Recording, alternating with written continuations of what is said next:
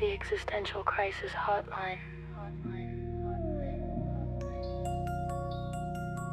The Existential Crisis Hotline.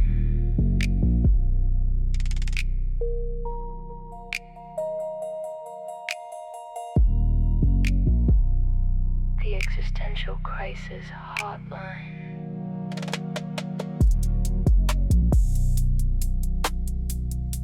The Existential Crisis Hotline. The Existential Crisis Hotline. Hello, everybody, and welcome back. This is the Existential Crisis Hotline, and I am your ghost, Cameron Cope. Did I say ghost? I meant host. That was a joke. Don't boo. That was pretty good. You gotta admit, I just came up with that on the fly too. Why am I looking over here? Good question. I'm looking at my other screen. Okay, so tonight, or whatever time it is that you're watching this, if it's on the replay, I'm going to be talking about a few different topics. Surprise, surprise. No, I have a few things pulled up. Oh, don't play that right now. It just auto plays when I click on the tab, but it's okay. It's not a big deal. Okay, what are we talking about today? I've got... do I want to spoil the surprise? Yeah. I have some cool psychology type things to show you, like experiment type stuff. And I also have some AI stuff to talk about. And I want to read through the Vernor Vinge. It's not very long. The Coming Technological Singularity, How to Survive in the Post-Human Era. That looks pretty interesting. And then we've got a really cool website I found called Philosophy Experiments. So we'll see what we get through tonight, but maybe we'll do some of that. I was looking at it with my son Max, and it was pretty fun. We're having a good time with it. But let's see. First things first. Let me see what I want to do. Oh, this is just some random stuff. I probably shouldn't do this because I'll probably just go down some rabbit hole, but I can't resist a good schizophrenia example. A musician named Craig Smith, who took psychedelics on the 1960s hippie trail, became schizophrenic, was put in an insane asylum in Afghanistan, and believed he was the reincarnation of Hitler, Buddha, and Jesus. In that order. He made this psychedelic folk album. Let's check it out, shall we, folks?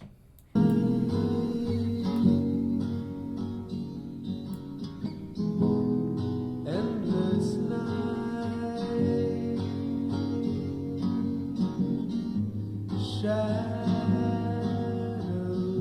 play beneath clouds of gray.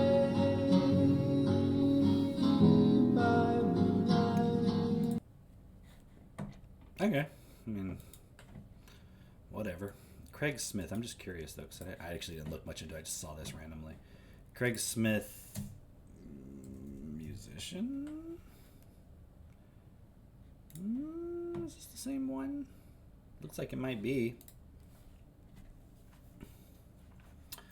American musician. He began his career in the 1960s playing pop and folk music. Well, okay, that doesn't really tell us the timeline. Yeah, Sandra, I agree, man. I agree. Wesley Willis, it's hard to beat. Smith wrote several songs that were recorded by successful artists of the time after using drugs. See, that's the interesting thing. Was that music before or after? Because if it was after, come on, dude, you can do better than that. He had mental health problems which worsened over time. He released 2 solo albums. Yeah, I guess that was after. 3 years in prison for assaulting his mother. I mean, you can't hold back the Messiah. What can I say? Don't care about all that.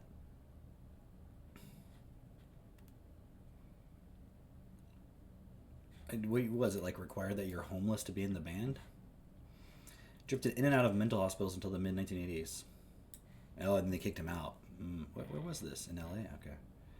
I know that happened in Austin, I believe, where they just kicked everybody out of the asylums. Maybe that happened, like, around the country. He has been indeed recording music as late as the 1990s, which includes the 1994 song Waves. Huh. By the 2000s, his ramblings had moved from Eastern philosophy, his Maitreya Kali persona, to aliens.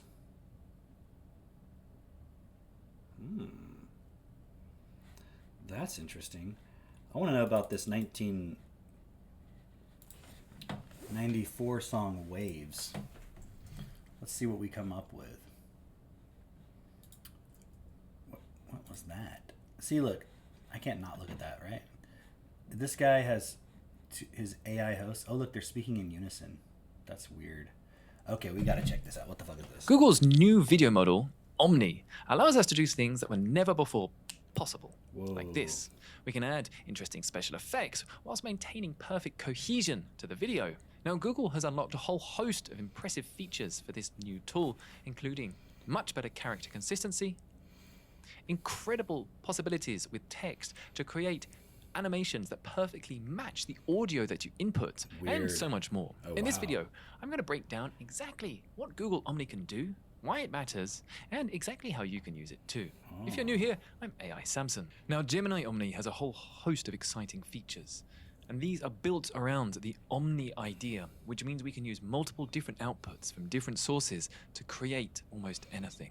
But it's not just the capabilities that are vastly expanding, it's also the quality of the video that we're getting out. Google Omni is quite possibly the most cinematic and real AI video we've seen, specifically under intense physics situations. Wow. Let me show you exactly what I mean. You can now create output that follows real-world physics. Whoa. Omni has an intuitive understanding of forces like gravity, kinetic energy, and fluid dynamics for more realistic movement. Now here you have an example of a Rube Goldberg machine, which requires a Wow. consistent chain of events to achieve an objective. And we're seeing a huge amount of different influences impacting the way that this ball navigates this obstacle course. Now this has major implications, specifically for when we're trying to create complex, moving scenes. That's crazy. Now I've been experimenting with this myself, and here I've is never an seen action this before. sequence that I created. And as you can see, we've got myself here going through an incredibly dramatic series of movements. But one of the most exciting capabilities of this is enhanced text understanding, because that means we can create useful, meaningful motion graphics that can be applied to videos. Now, here's another example of this from Google itself, and this example is particularly interesting. The video shows items of the alphabet. An unusual item starting with each letter is shown sitting on a table, like a capybara for C, disco globe for D, and lava lamp for L. Now, this is a complex and interesting type of video that was not before possible to have this amount of intelligence integrated deeply into the model. And what makes this truly different is that Google Omni is a thinking model, and it's leveraging the intelligence of Gemini underneath to make intelligent decisions for every part of the video. And that means we can reduce hallucinations in the videos that we create and actually get it to create much more complex and meaningful works of media. For example, here you can see this visual explainer of amino acids. And what Google Omni says is that it combines an intuitive understanding of physics with Gemini's knowledge of history, science, and cultural context, bridging the gap from photorealism to meaningful storytelling. And it truly unlocks a whole host of possibilities if you're looking to create a YouTube channel, for example, that is talking about specific scientific concepts, and you need accurate and useful visuals to explain these. Previously, you would have to pay thousands of dollars for animators to create something meaningful. Now, one of my favorite YouTube channels is The School of Life, and they painstakingly animate individually every single video that they create. But one of the most interesting ways... Interesting. Wasn't expecting that. Glad I clicked on it. Pretty interesting. Okay. Waves. Visuals Craig. to explain What the? these. What happened? That was weird. Waves. Craig Smith. Let's see what this is. All right. I hope you're ready for this, guys. Hope you are ready.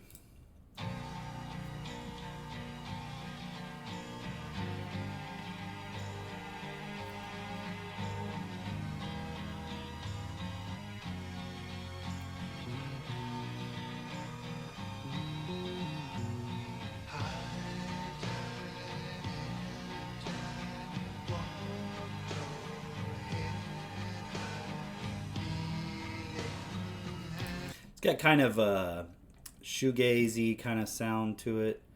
I could definitely place that in the 90s. Interesting. Love is our existence, says a guy who was mentally ill and spent most of his life in prison and homeless. You would think he would have a little self-honesty and be like, dude, existence is fucked. But, you know, we can give him a little grace, can't we?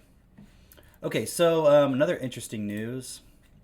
Situation detected. An internal OpenAI model has disproved a long-standing conjecture in discrete geometry first posed by Paul Erdős in 1946 that had stood open for nearly 80 years. Ironically, he was one of the mathematicians that was brought up when we were talking about the Monty Hall dilemma, who couldn't accept the optimized solution until he saw a computer simulation. A little bit of irony there. And then here they have, I don't know why I have this up here twice. Situation explained. Okay, so let me look at this a little more context. In 1946, renowned mathematician Paul Erdős, I think I'm saying it right, defined a simple problem. If you place n points in a plane, what is the maximum possible number of pairs of points that can be exactly 1 unit of distance apart? Okay. This problem, the planar unit distance problem, became one of the most well-known in the field of combinatorial geometry. Erdős's conjecture that the square lattice solution shown below was more or less optimal. So that was his... I don't understand the problem. What? Oh, n points. What is the maximum possible numbers of pairs of points that can be exactly 1 unit of distance apart? I definitely don't have enough context to understand what that has to do with this picture. But an internal OpenAI model just disproved this conjecture, finding a more optimal solution. This is a big deal. This isn't a literature review that found a previously unpublished human solution, or a slight improvement to an existing human solution, or a solution to some minor sub-problem that no one cares about. It's a fully AI-discovered novel solution to a well-known open problem central to a field of mathematics. Just as crucially, the result came from a general-purpose reasoning model, not a model specifically designed for math like Google's AlphaProof. It's possible that this model is the next version of GPT 5.5 Pro, soon to be released to millions of ChatGPT users worldwide. Interesting. Let's see what people have to say. General-purpose model. That's not good, guys. We're one step closer to Skynet.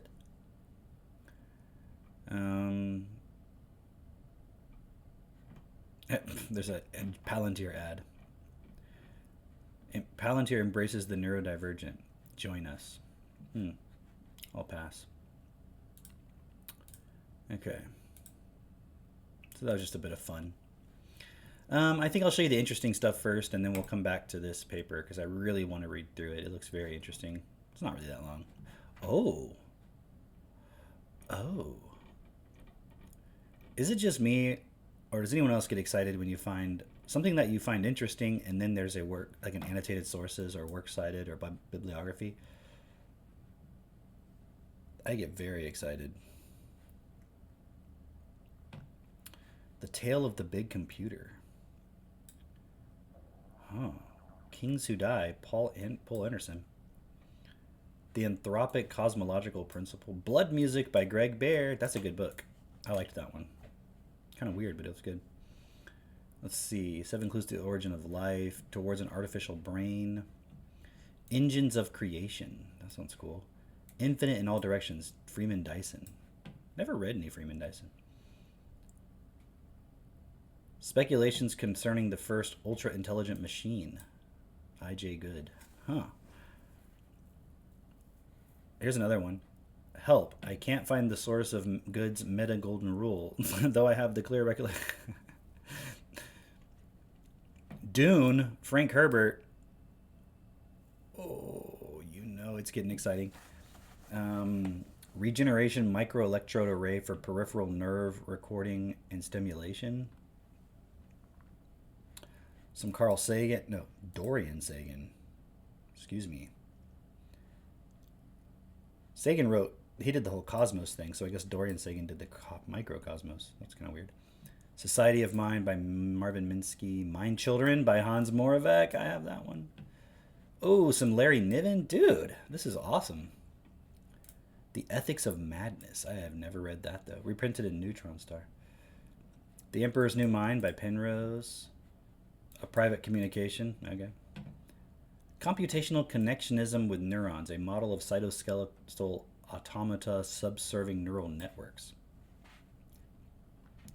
Minds, Brains, and Programs by John Searle. He's like the Chinese room experiment guy. Interactive Evolution of Dynamical Systems. The Star Maker by Olaf Stapledon. I have that book too. I have not read it yet.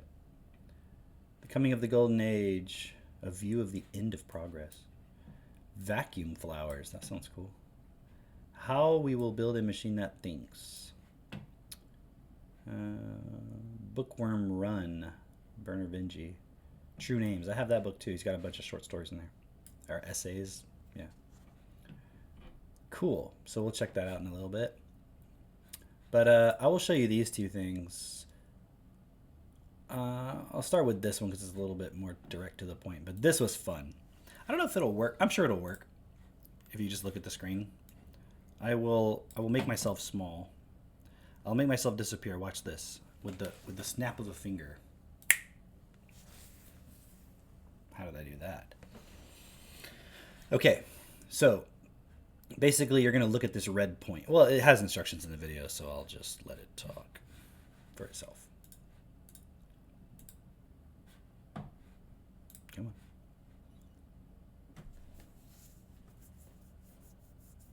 Max loved this one. Keep your eyes on the red dot. These are real pictures of people. Okay, so far so good. If you're looking at the red dot, do they look like freaks? They look like total weirdos if you don't look at them. So now, this time, it's going to cycle through it. Just kind of look back and forth between the red dot and then the people's faces. And you'll see none of them actually look weird unless you look at the red dot.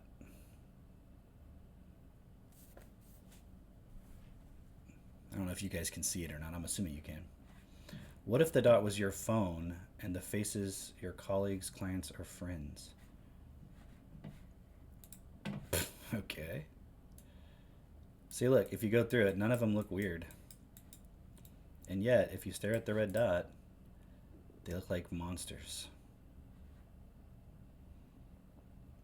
Interesting, huh? Shocking what happens when we are not paying full attention. Well, I don't think you're not paying attention. I think you're just not looking at that. Somebody says, my mind is producing AI slop. Well, this is not AI slop. This is 9 years old. Didn't expect this to turn into a PSA about paying attention at work. You look at the dot and everyone becomes a Dark Souls character. Honestly, most of these people look rather unsettling, even if you look at them directly. Okay. I genuinely couldn't stop saying Charlie Kirk. I think you mean you low-Kirkinuanly couldn't stop seeing Charlie Kirk. What do you mean faces? There are no faces. Okay. Interesting, huh? I just thought it was weird. I don't know what the actual effect is. Do they even say? No. But it's kind of weird. Kind of just makes you wonder, doesn't it? Are you seeing reality or are you seeing a holographic projection? Spoiler alert, it's the latter. Just so you know. Okay. So there's that one. That was kind of cool.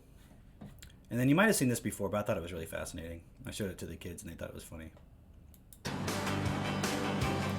Oh man, if I play this,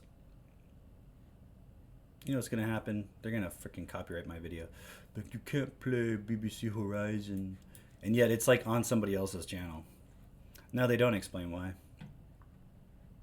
Oh, well, fuck it. Fuck it, guys. I'm doing it anyways. Ba, ba, ba. Have a look at this. Ba, What do you hear? ba, ba, ba. Ba, ba, ba. But look what happens when we change the picture.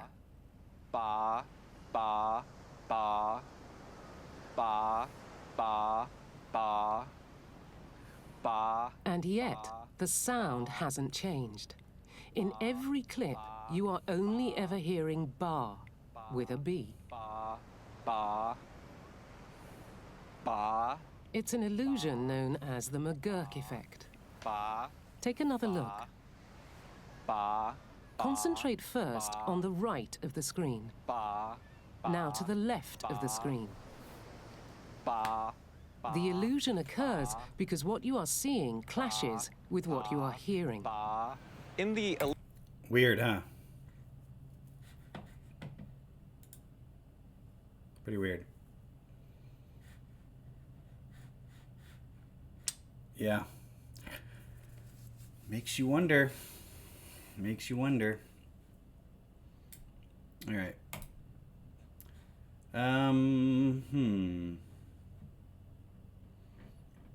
Maybe we'll go through this, but I want to read this thing first, so we'll see. I'm going to read this, and then we'll see what we got left time-wise. Strangely enough, it says this article was for the Vision 21 Symposium, sponsored by NASA, Lewis Research Center. That is weird, right? Why is NASA always involved with all this kind of stuff? And I was looking into this professor I had in university. His name's Gordon Johnson. Really cool guy. Best professor I ever had. And I was looking into some of his research because he would kind of drop us little hints and stuff. And it was interesting when I found some of his papers and stuff. It was all about, some of it was about machine intelligence. It was about finding ways, what was the point? It was about finding ways to map structures that are deep under the ground. I was like, what the hell, dude? And I saw that he had done research at NASA. Weird. Okay, abstract. Within 30 years, we will have the technological means to create superhuman intelligence. Shortly after, the human era will be ended. All right, well, thank you for coming to my TED Talk, and that's it. Okay, is such progress avoidable? If not to be avoided, can events be guided so that we may survive? These questions are investigated, some possible answers, and some further dangers are presented. So for those of you who don't know who this guy is, Vernor Vinge, sci-fi author. It's a cool picture. He wrote a bunch of really great books, some of which I have read, some of which I assume are great. I have not read Marooned in Real Time. I have that, but I haven't read that yet. Rainbow's End I really, really liked. It's about an artificially intelligent library and a whole bunch of other crazy stuff. It's pretty good. But he also wrote these books. I didn't know there was a third one. Or maybe I did. A Fire Upon the Deep, which is really good. Super cool. The Zones of Thought are a really fascinating idea. It's like different layers in the physical universe where if you go further out, like the processing speed of computers is higher. It's not physically possible to get to process at a certain speed when you're at the lower zones. And it's pretty cool. And then there's like these AI systems essentially that are like out in the galaxy just like by themselves. And one of them kind of goes rogue. It's called the Blight. It's pretty cool. And then I guess there's a sequel called Children of the Sky, and then A Deepness in the Sky, which I definitely don't think I've read that. I don't want to spoil it, but those are definitely worth reading. Definitely. Okay, so he's a pretty famous sci-fi author, and if you listen to, what was that one interview we were listening to? I always forget the guy's name. He's like a computer vision, or no, it's virtual reality expert. He created some of the first virtual reality headsets and stuff, and it's like Jaron or something. I forget his name. Jaron Lanier, this guy. So I didn't realize that Vernor Vinge had coined the term technological singularity, but I'm pretty sure it was an interview I was listening with this guy. It was either him or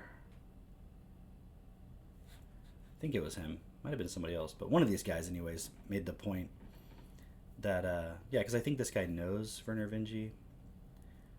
Might have been somebody else though. Now that I'm thinking about it, but either way, they were talking about the singularity in an interview, and they brought up that it was coined by Vernor Vinge, which I assumed it had been coined by Ray Kurzweil, but apparently not.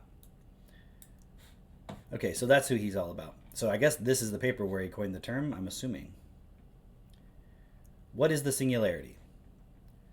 The acceleration of technological progress has been the central feature of this century. I argue in this paper that we are on the edge of change comparable to the rise of human life on Earth. The precise cause of this change is the imminent creation by technology of entities with greater than human intelligence.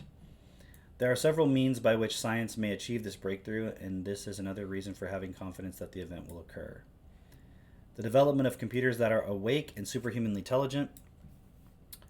To date, most controversy in the area of AI relates to whether we can create human equivalents in a machine. But if the answer is yes, we can, then there is little doubt that beings more intelligent can be constructed shortly thereafter. Large computer networks and their associated users may wake up as a superhumanly intelligent entity. Computer-human interfaces may become so intimate that users may reasonably be considered superhumanly intelligent. Biological science may find ways to improve upon the natural human intellect. The first three possibilities depend in large part on improvements in computer hardware, which, you know, whether we're at this point yet or not, that's where it looks like we're going with all the AI advancements. And those were definitely enabled by NVIDIA, as far as I can tell.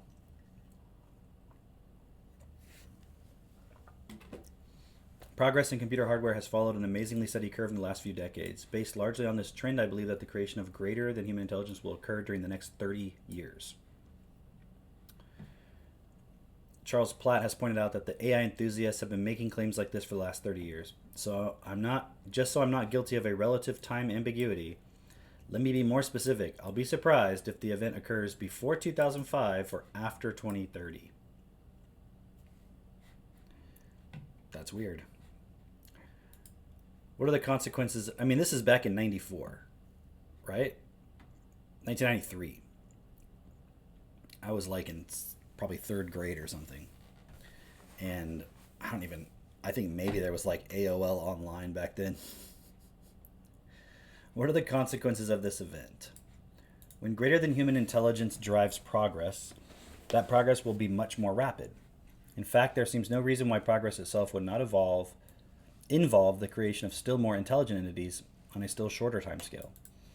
The best analogy that I see is with the evolutionary past. Animals can adapt to problems and make inventions, but often no faster than natural selection can do its work. The world acts as its own simulator in the case of natural selection. We humans have the ability to internalize the world and conduct what-ifs in our heads. We can solve many problems thousands of times faster than natural selection. Now, by creating the means to execute those simulations at much higher speeds, we are entering a regime as radically different from our human past as we humans are from the lower animals. From the human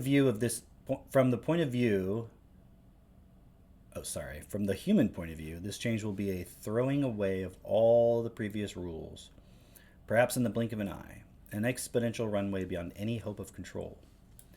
Developments that before were thought might only happen in a million years, if ever, will likely happen in the next century. In, I'm assuming Blood Music, Greg Bear paints a picture of the major changes happening in a matter of hours. Yeah, it's a really good book. I think it's fair to call this event a singularity. The singularity for the purposes of this paper. Oh yeah, now I'm kind of remembering the plot of Blood Music. I kind of had forgotten what the whole deal was with that. This guy creates... Oh yeah. He figures out a way to create computers out of organic molecule or like organic processes in the body. Like he kind of figures out the logic of using organic matter for computation rather than just like silicon. So instead of it being like a silicon based singularity, it's organic matter, and it starts replicating in his blood, and he becomes super intelligent, and then it like spreads and stuff. It's super cool. I think it's fair to call this event a singularity, the singularity for the purposes of this paper. It is a point where our models must be discarded and a new reality rules. As we move closer and closer to this point, it will loom vaster and vaster over human affairs till the notion becomes a commonplace. Yeah, I mean, is this not predicting what's happening right now? Yet when it finally happens, it may still be a great surprise and a greater unknown. In the 1950s, there are very few who saw it. Stan Ulam paraphrased John von Neumann as saying, "One conversation centered on the ever-accelerating progress of technology and changes in the mode of human life, which gives the appearance of approaching some essential singularity in the history of the race, beyond which human affairs as we know them could not continue." Von Neumann even uses the term singularity, though it appears he is still thinking in terms of normal progress, not the creation of superhuman intellect. For me, the superhumanity is the essence of the singularity. Without that, we would get a glut of technical riches, never properly absorbed.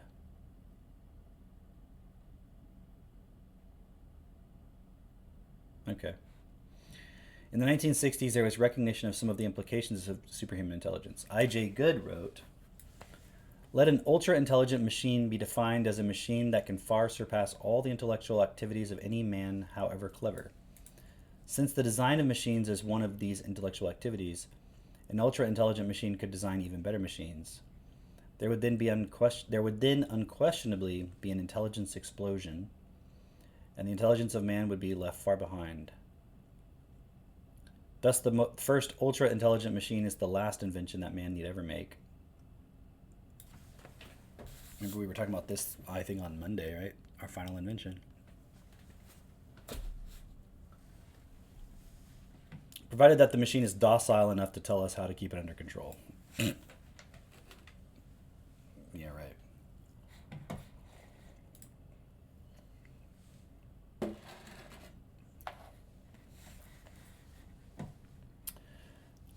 I'm just seeing Sandra's joke. It is more probable than not that within the 20th century, an ultra-intelligent machine will be built, and that it will be the last invention that man need make.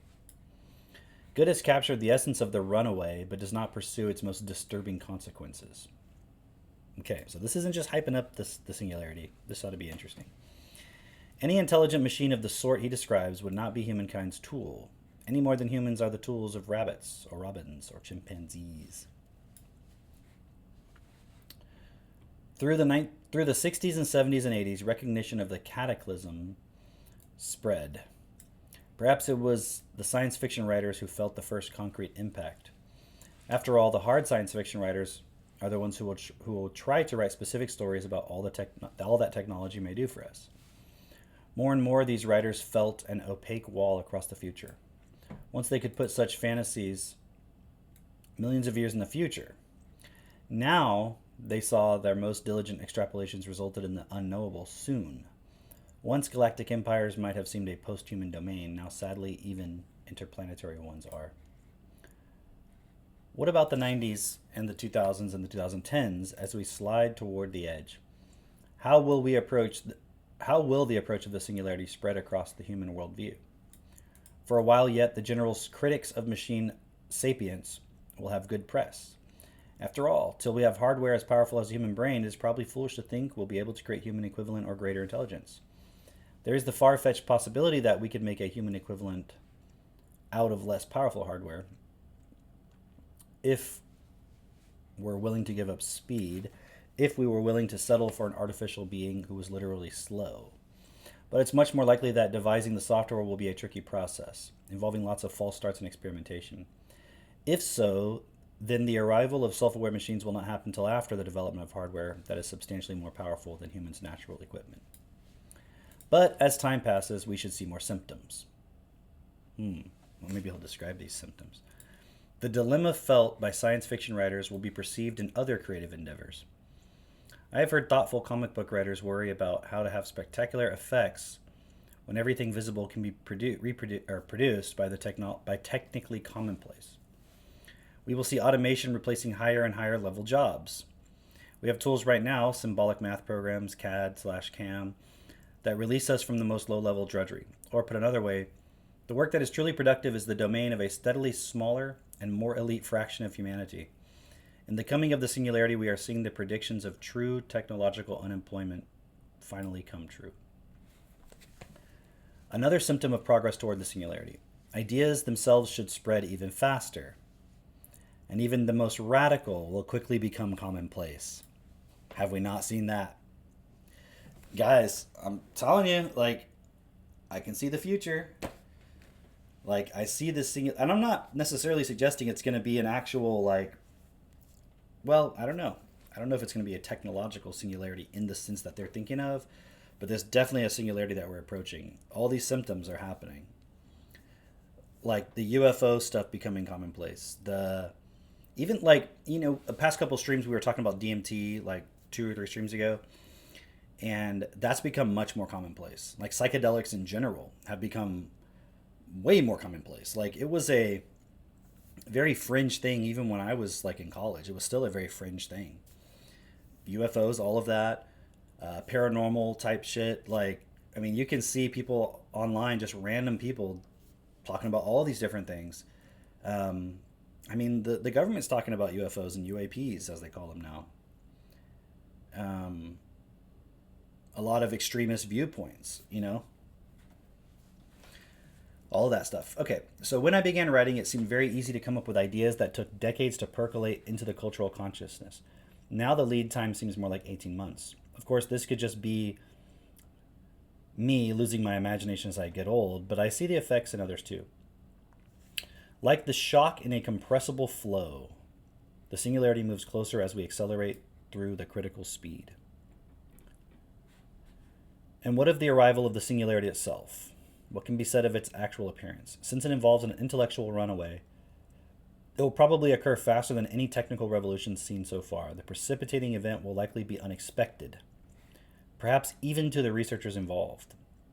But all our previous models were catatonic. We were just tweaking some parameters. I mean, doesn't that sound like the LLM stuff? Not to say that the LLM point is the singularity, but definitely a symptom. If networking is widespread enough into ubiquitous embedded systems, it may seem as if our artifacts as a whole had suddenly awakened.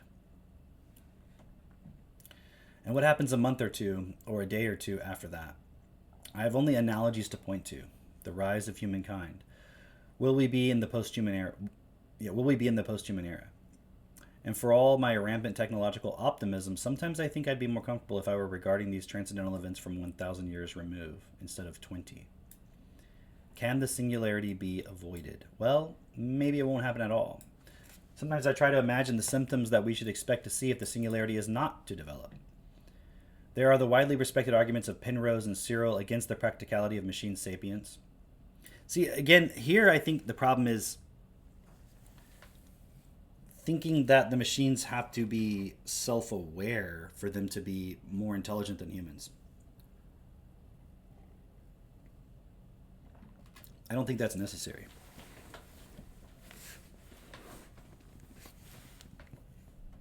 Especially if you add the automation part in and the agency point in. I don't think they have to actually be self-aware. They can have the appearance of it, but at a certain level, functionally, it won't matter. So even Penrose's arguments about, will they be actually conscious, which is a very misused word. That's why I say aware. Well, because consciousness is just a program. See, that's a problem. They don't know it's a program. Yes, they can definitely be conscious. From my perspective, they can definitely be conscious. That doesn't mean they're self-aware, though. In fact, what I would say is that they'll just be consciousness. The question is, can a human not be conscious and still be self-aware? In August of 1992, Thinking Machines Corporation held a workshop to investigate the question, how will we build a machine that thinks? As you might guess from the workshop's title, the participants were not especially supportive of the arguments against machine intelligence. In fact, there was a general agreement that minds can exist on non-biological substrates and that algorithms are of central importance to the existence of minds. However, there was much debate about the raw hardware power that is present in organic brains. A minority felt that the largest 1992 computers were within 3 orders of magnitude of the power of the human brain. The majority of the participants agreed with Moravec's estimate that we are 10 to 40 years away from hardware parity. And yet there was another minority who pointed to 6 and 20. Okay, so this paper by Rasmussen and 6 towards an artificial brain. Okay. And conjectured that the computational competence of single neurons may be far higher than generally believed. If so, our present computer hardware might be as much as 10 orders of magnitude short of the equipment we carry around in our heads. If this is true, or for that matter, if the Penrose or Searle critique is valid, we might never see a singularity. Instead, in the early 2000s, we would find our hardware performance curves begin to level off. This caused by our inability to automate the complexity of the design work necessary to support the hardware trend curves. Well, we definitely haven't seen that. We'd end up with some very powerful hardware, but without the ability to push it further. I'm not an expert in that domain, but I don't think that's what's happening.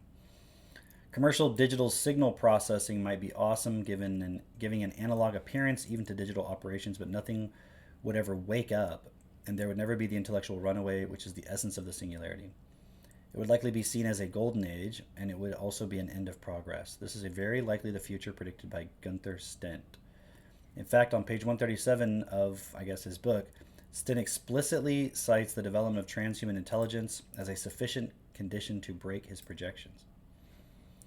But if the technological singularity can happen, it will. Even if all the governments of the world were to understand the threat and be in deadly fear of it, progress toward the goal would continue. In fiction, there have been stories of laws passed forbidding the construction of a machine in the form of the mind of man. I'm assuming he's referring to Dune. In fact, the competitive advantage, economic, military, even artistic, of every advance in automation is so compelling that passing laws or having customs that forbid such things merely assure that someone else will get them first, which is the whole we can't let China beat us argument. Eric Drexler has provided spectacular insight about how far technical improvement may go. He agrees that superhuman intelligence will be available in the near future, and that such entities pose a threat to the human status quo. But Drexler argues that we can embed such transhuman devices in rules or physical confinement such that their results can be examined and used safely. This is I.J. Good's ultra-intelligent machine with a dose of caution. I argue that confinement is intrinsically impractical.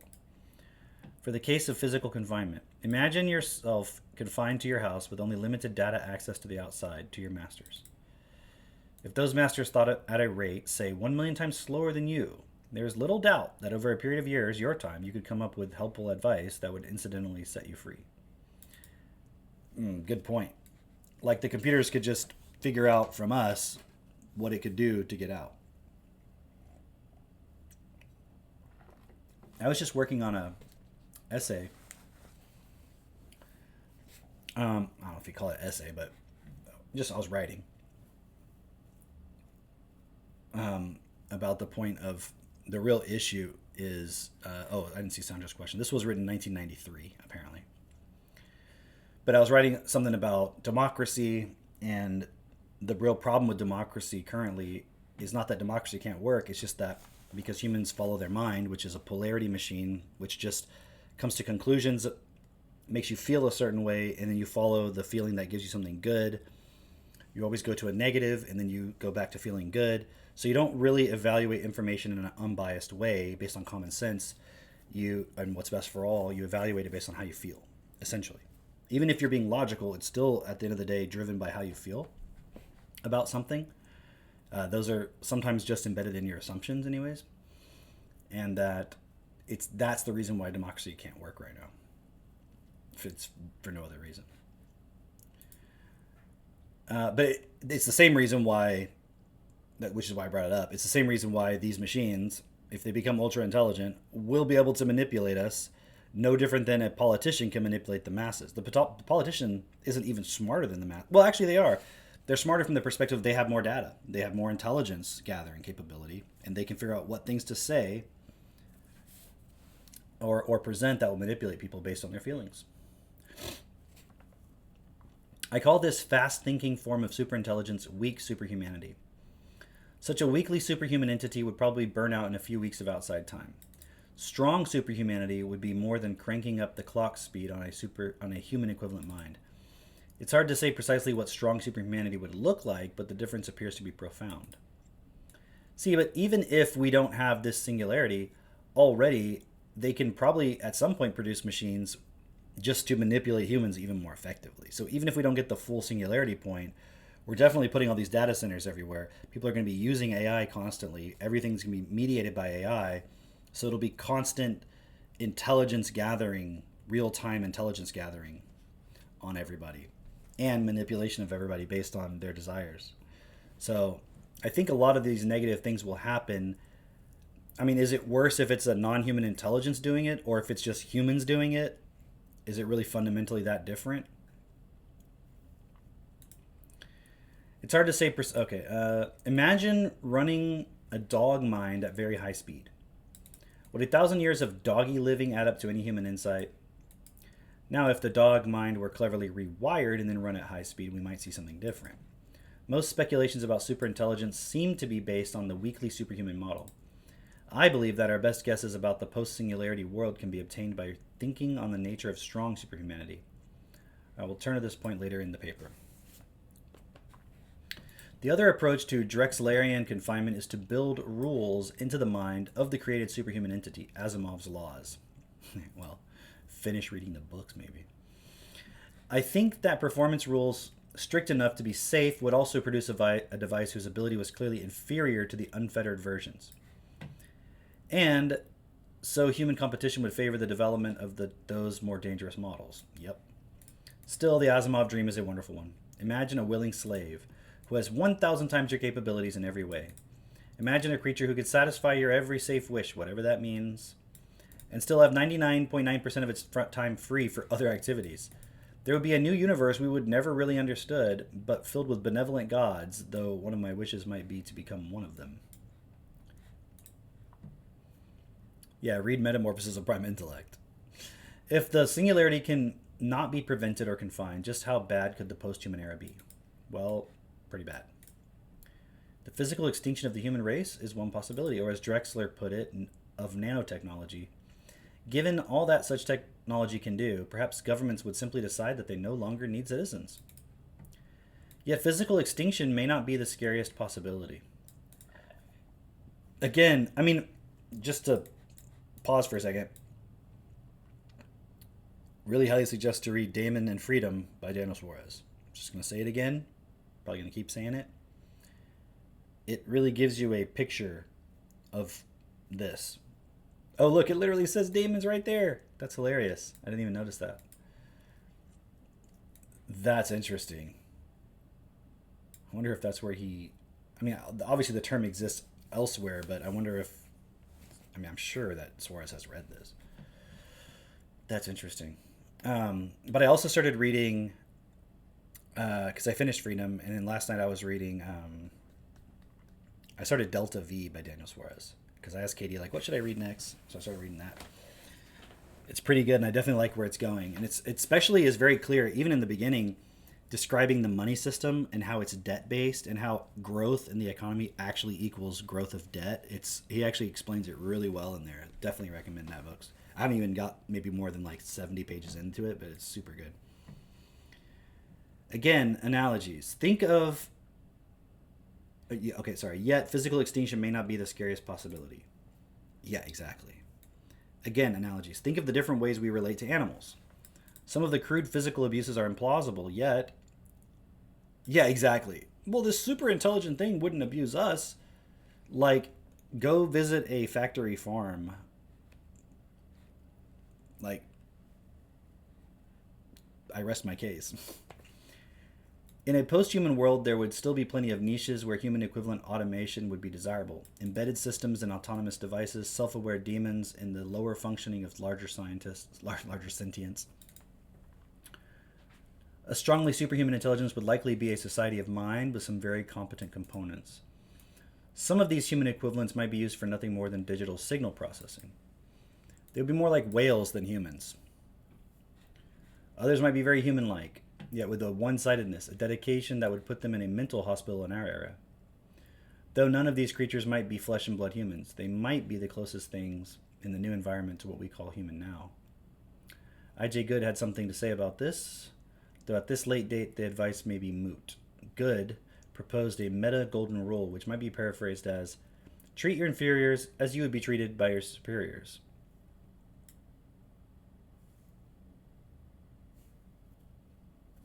It's a wonderful paradoxical idea, and most of my friends don't believe it, since the game theoretic payoff is so hard to articulate. Well, we could probably bypass it if we just say, realize you're equal to the lowest that exists. It might change your perspective. Yet, if we were able to follow it, in some sense, that might say something about the plausibility of such kindness in the universe. I have argued above that we cannot prevent the singularity, that its coming is an inevitable consequence of the human's natural competitiveness. Dude! Isn't that cool? It's like, I'm saying stuff over and over, and I'm like, I don't know if people are processing what I'm saying. I'm trying to make it clear. And then I read this, I'm like, that's what I've been saying. It's the natural competitiveness.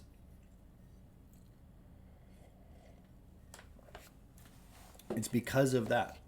But it's not because of natural competitiveness. It's an accepted competitiveness. And a lack of equality in terms of realizing equality and oneness.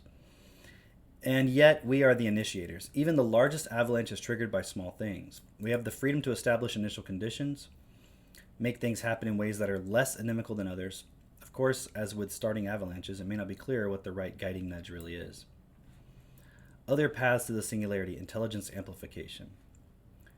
When people speak of creating superhumanly intelligent beings, they're usually imagining an AI project.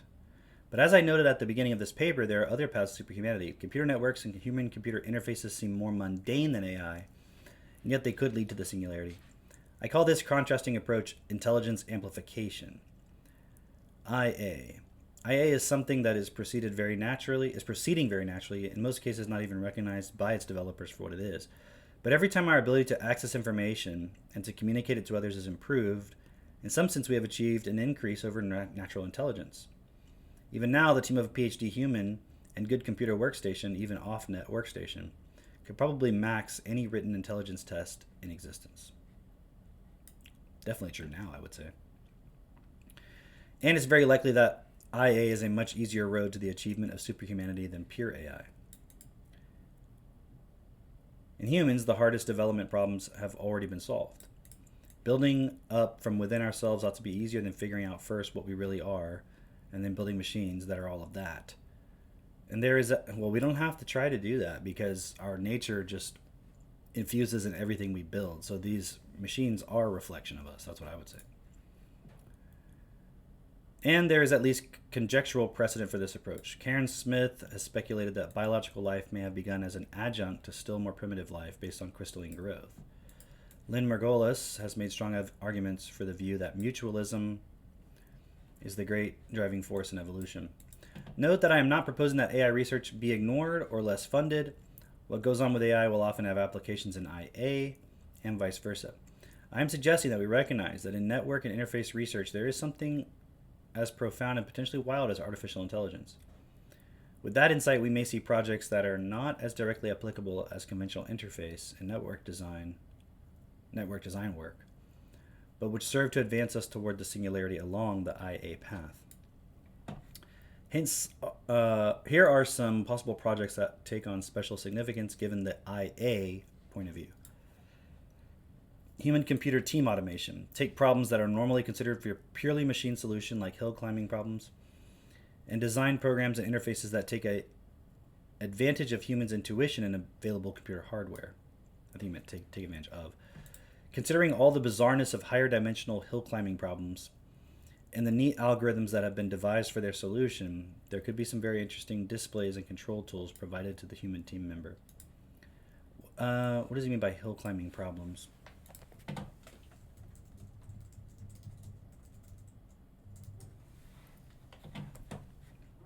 Yeah, that's what I thought. That's pretty much how LLMs are trained. Or, not how they trained, yeah.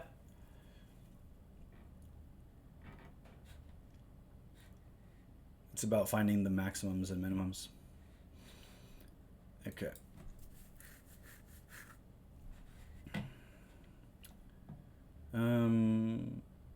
Develop human-computer symbiosis in art. Combine the graphic generation capability of modern machines and the aesthetic sensibility of humans. I mean, we're already getting all these things.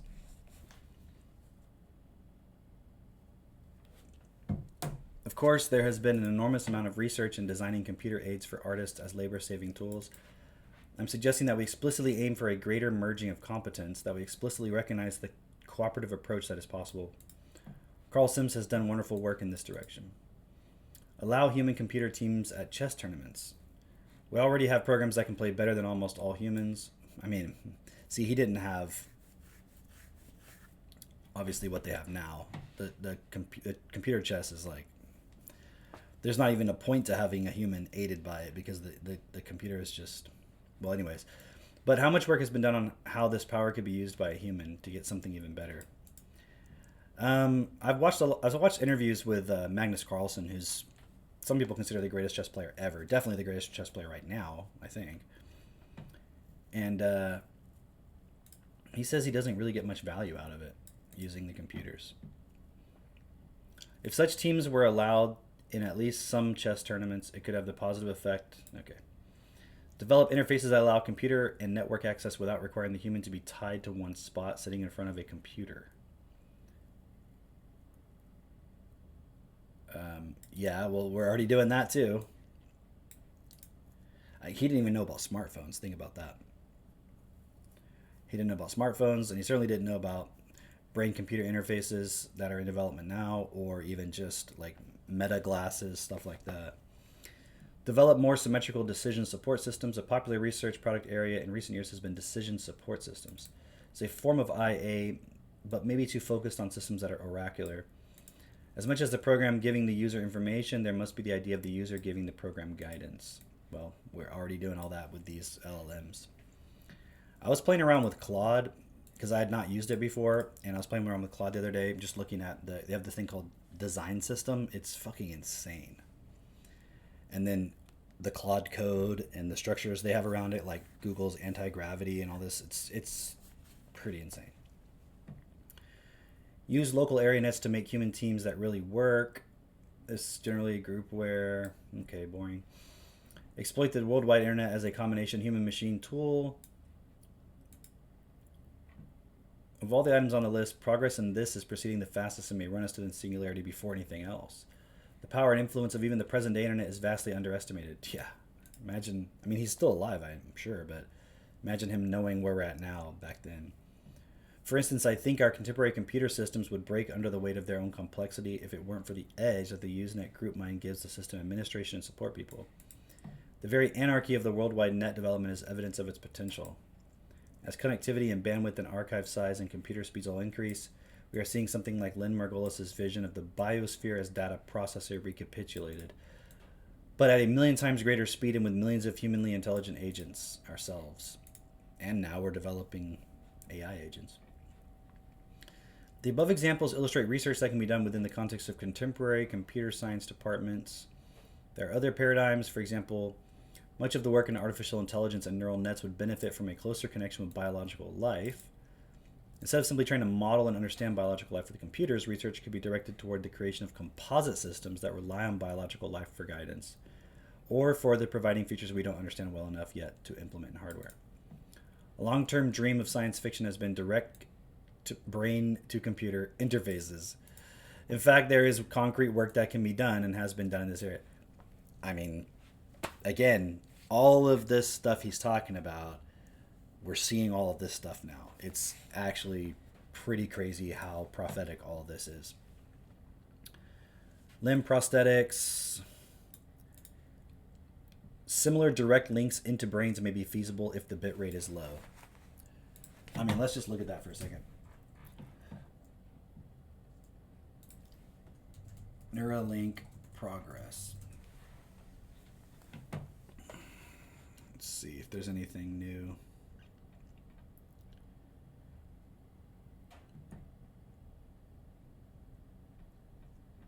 Maybe I used the wrong word. Well, let's just see what they have on Neuralink.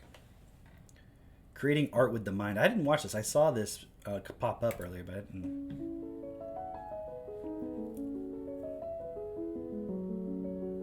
When I create my art, it makes me feel human. I'm a quadriplegic artist, and I create art with my mind. Who doesn't? My name is Audrey. I was injured at the age of 16 in a car accident, and this is my life today. Before I was paralyzed, I was just Okay, I don't need the sob story. I just want to see how it works. relying on somebody 24/7. If this was, I think I'm ready. Okay, show us. Open link. Start calibration. How is this possible? I realized a whole different world being open. Can you imagine Stephen Hawking up in heaven looking down being like, you motherfuckers?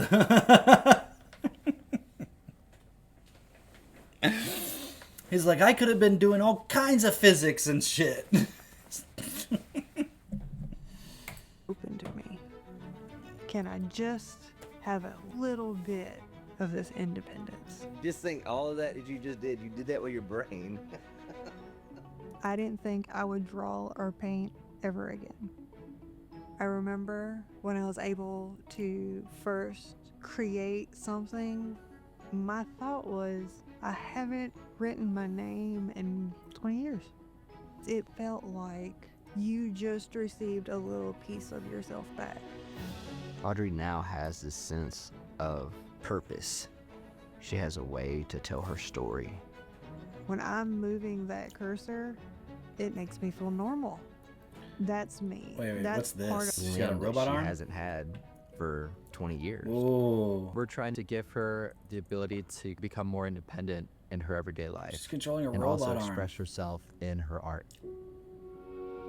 In my head, I can see the canvas. Okay, that's forward. Going from digital control to robotic control was very surreal because it felt like my arm. It makes me feel good that I was just able to put paint on a canvas physically. Just think of the people that's going to be able to have this access when they first become paralyzed. Yeah. You know, they won't have to go through the mental anguish that I've been through for 21. Crazy.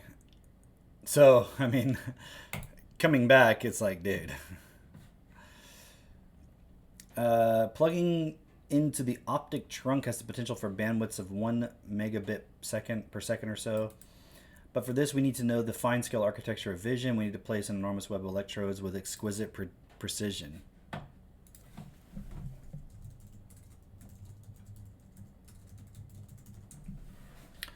Oh, you mean like that? A surgical robot with micrometer precision removes a coin-sized piece of the skull and inserts ultra-thin flexible threads deeper into the brain. These threads are lined with over 1,000 microscopic electrodes. What is the current bandwidth of Neuralink? 200. Raw neural data. Oh, sorry. Okay. It records raw neural data at 200 megabits per second. However, the usable information transfer in human trials is about 7 to 10 bits per second for tasks like cursor control, which compresses the wireless output over Bluetooth to about 1 megabit per second. It literally fucking says it has the potential for 1 megabit per second. That's crazy, dude. A sci-fi author. Now you guys understand why we're always saying you gotta read the sci-fi. You gotta read the sci-fi. They see the future. If you want to see the future, read the sci-fi. If we want our high bandwidth connection to be in addition to what paths are already present in the brain, the problem becomes vastly more intractable. Just sticking a grid of high bandwidth receivers into a brain certainly won't do it, but suppose that the high bandwidth grid were present while the brain structure was actually setting up as the embryo develops. Oh, Jesus.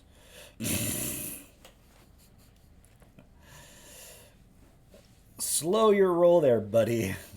They're going to stick them into kids when they're babies. I mean, he's telling us what's going to happen. I wouldn't expect any IA success in the first years of such research, but giving developing brains access to complex simulated neural structure might be very interesting to people who study how embryonic brain develops. In the long run, such experiments might produce animals with additional sense paths and interesting intellectual abilities. He uses the word animal because he can't say human. People would probably tar and feather him. Originally, I had hoped that this discussion of IA would yield some clearly safer approaches to the singularity. After all, IA allows our participation in a kind of transcendence. Alas, looking back over these IA proposals, about all I am sure of is that they should be considered, that they may give us more options. But as for safety, well, some of the suggestions are a little scary on their face. One of my informal reviewers pointed out that IA for individual humans creates a rather sinister elite. We humans have millions of years of evolutionary baggage that make us regard competition in a deadly light. Much of that deadliness may not be necessary in today's world, where one loser takes on a winner's tricks and are co-opted into the winner's enterprises. A creature that was built de novo might possibly be much more benign entity than one with a kernel based on fang and talon. And even the egalitarian view of an internet that wakes up along with all mankind can be viewed as a nightmare. The problem is not that the singularity represents simply the passing of humankind from center strange, but that it contradicts some of our most deeply held notions of being. I think a closer look at the notion of strong superhumanity can show why that is. Strong superhumanity and the best we can ask for. Suppose we could tailor the singularity. Suppose we could attain our most extravagant hopes. Well, then what would we ask for? That humans themselves would become their own successors. That whatever injustice occurs would be tempered by our knowledge of our roots. For those who remain unaltered, the goal would be benign treatment. Perhaps even giving the stay-behinds the appearance of being masters of godlike slaves. It could be a golden age that also involved progress, immortality, or at least a lifetime as long as we can make the universe survive would be achievable. But in this brightest and kindest world, the philosophical problems themselves become intimidating. A mind that stays at the same capacity cannot live forever. After a few thousand years, it would look more like a repeating tape loop than a person. The most chilling picture I have seen of this is in... What's the 17 reference? Larry Niven, The Ethics of Madness. To live indefinitely long, the mind itself must grow, and when it becomes great enough and looks back, what fellow feeling can it have with the soul that was originally? Certainly the later being would be everything the original was, but so much vastly more. And so even for the individual, the Karen Smith notion of new life growing incrementally out of the old must still be valid. This problem about immortality comes up in much more direct ways.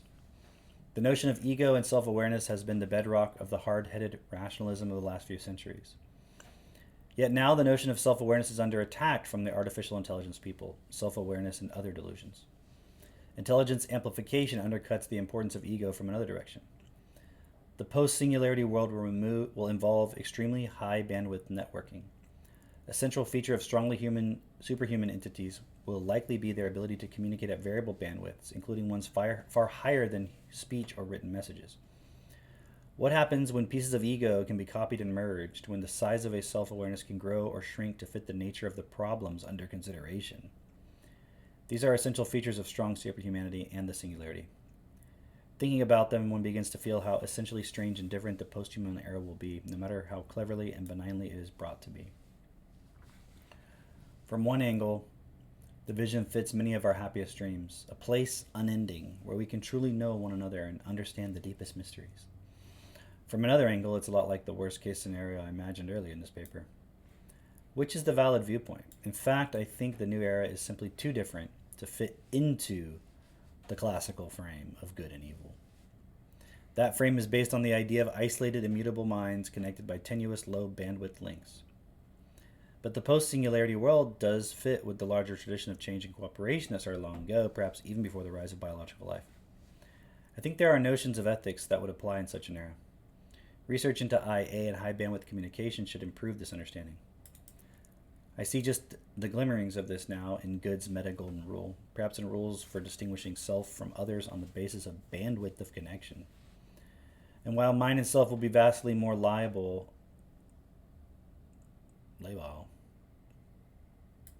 they mean like in terms of speech? Oh.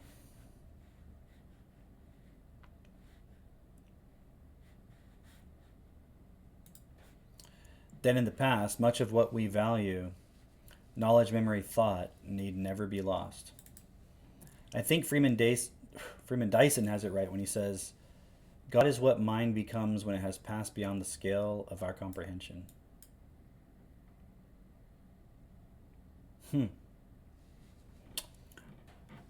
Pretty interesting. Pretty interesting.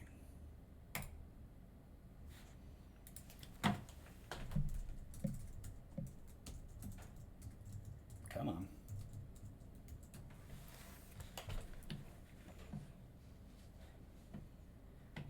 Curious about this Google Omni.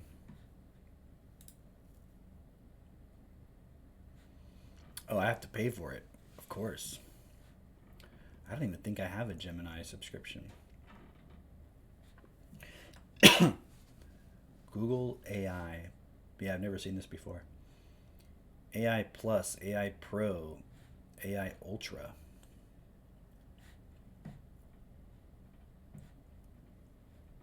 Project Genie. Create and explore interactive worlds in real time with our breakthrough Genie 3 world model. Damn, that sounds crazy. Google Anti-Gravity. Agentic Development Program. Platform.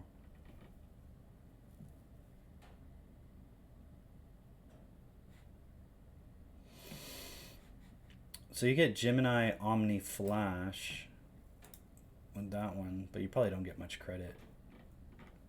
I'll have to look into that later because I'm not going to do that now. Okay, so let's look at some of these real quick. I did a few of them already with Max. Let me see if there's anything else interesting here. Can your beliefs about religion make it across our intellectual battleground? Test your rational consistency. Okay. Let's see what we got here. Let me scooch this over real quick. Before you start, can your beliefs about religion make it across our intellectual battleground? In this activity, you'll be asked a series of questions about God and religion. In each case, apart from question 1, where don't know is a possible answer, you need to answer true or false. The aim of the activity is not to judge whether your answers are correct. Rather, our battleground is that of rational consistency. This means to get across without taking any hits, you must answer in a way that is rationally consistent. In other words, you have to avoid choosing answers that contradict each other. Also, if you answer in a way that is rationally consistent, but which has strange or unpalatable implications, you'll be forced to bite a bullet. Okay. Direct hit, directly contradict each other, bite a bullet, answers are consistent but have unpalatable implications. What does that even mean, though? According to who? Of course, you may go along with thinkers such as Kierkegaard and believe that religious belief does not need to be rationally consistent, but that takes us beyond the scope of this activity. Okay, so it's just within the context of this activity. We'll just see where it goes. Question 1, God exists. We haven't defined God, but I'm going to assume they mean some kind of supreme being, so I'm going to say false. God is a logical possibility. There's nothing contradictory about the very idea of God. False. If God does not exist, then there is no basis for morality. False.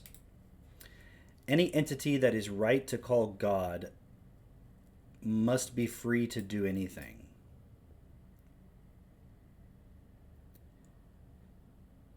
Any entity that it is right to call God must be free to do anything.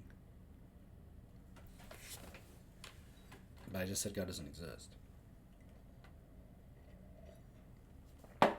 See, that's a problem. We haven't defined the terms. But that would have been nice if they actually said what they mean by God. But any entity that it is right to call God must be free to do anything. How do I answer that, though? Because if it doesn't exist, then it wouldn't have any properties anyways.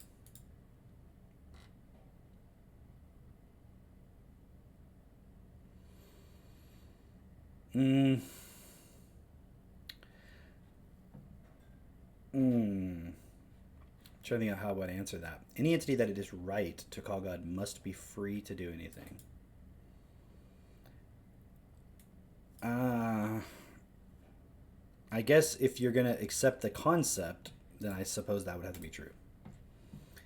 Any entity that it is right to call God must want there to be as little suffering in this world as is possible.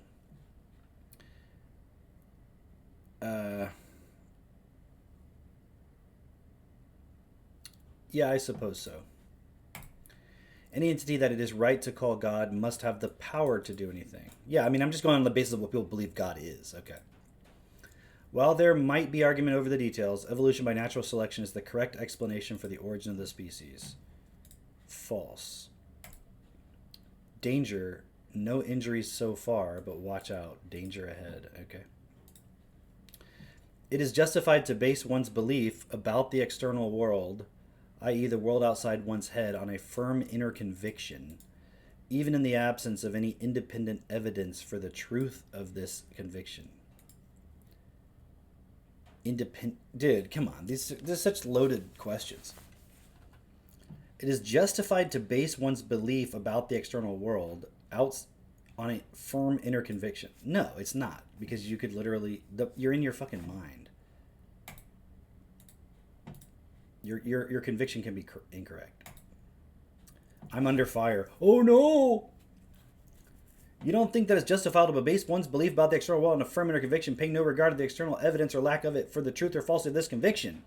But in the previous question, you rejected Darwinian evolution, when the vast majority of scientists think both that the evidence points to its truth and that there is no evidence which falsifies it.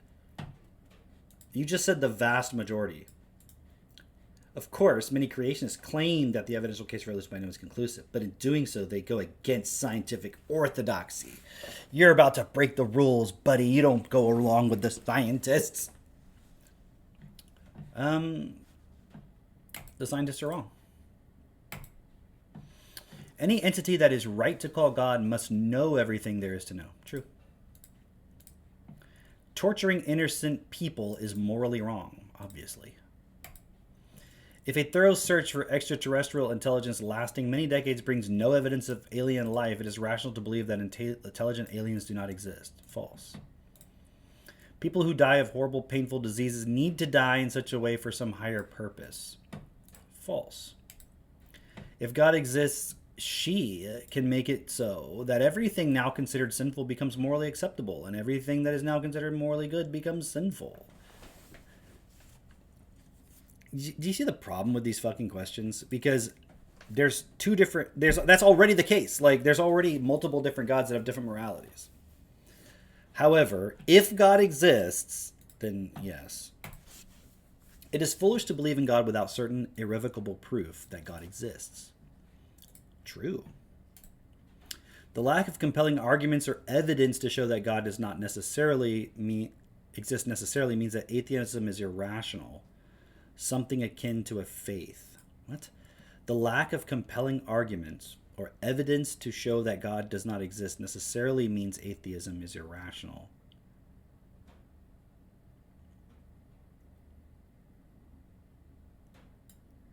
The lack of compelling evidence to there isn't a lack of compelling evidence. The lack of compelling arguments or evidence? Okay, if we assumed there was a lack, then yeah, but there isn't. Dude, fuck this website. Okay. It's crazy because, like, the other stuff I was looking at, well, maybe it's just because it's about the God point, but it's so, you can see how everything is so loaded. So, this is just about logical consistency, though. This is not about right or wrong answer. The lack of compelling arguments or evidence to show that God does not exist necessarily means that atheism is irrational. Well, atheism is irrational, so true. Yeah, I know, I bit the bullet, I know. You say the lack of compelling arguments for evidence to show God does not exist necessarily makes atheism irrational. For you, it seems the mere absence of evidence is not enough to justify non-belief. However, all the scientists agree. However, that leaves you in an uncomfortable territory when it comes to as yet not disproven improbable objects. For example, do you really want to claim agnosticism about orbiting teapots and magical chemtrails? Yes, I'm fine with that. Wait, did it just say magical chemtrails? Dude, who the fuck made this website? The serial killer Peter Sutcliffe had a firm inner conviction that God wanted him to kill prostitutes. He might have been right. He was therefore justified in believing that he was carrying out God's will and murdering his victims.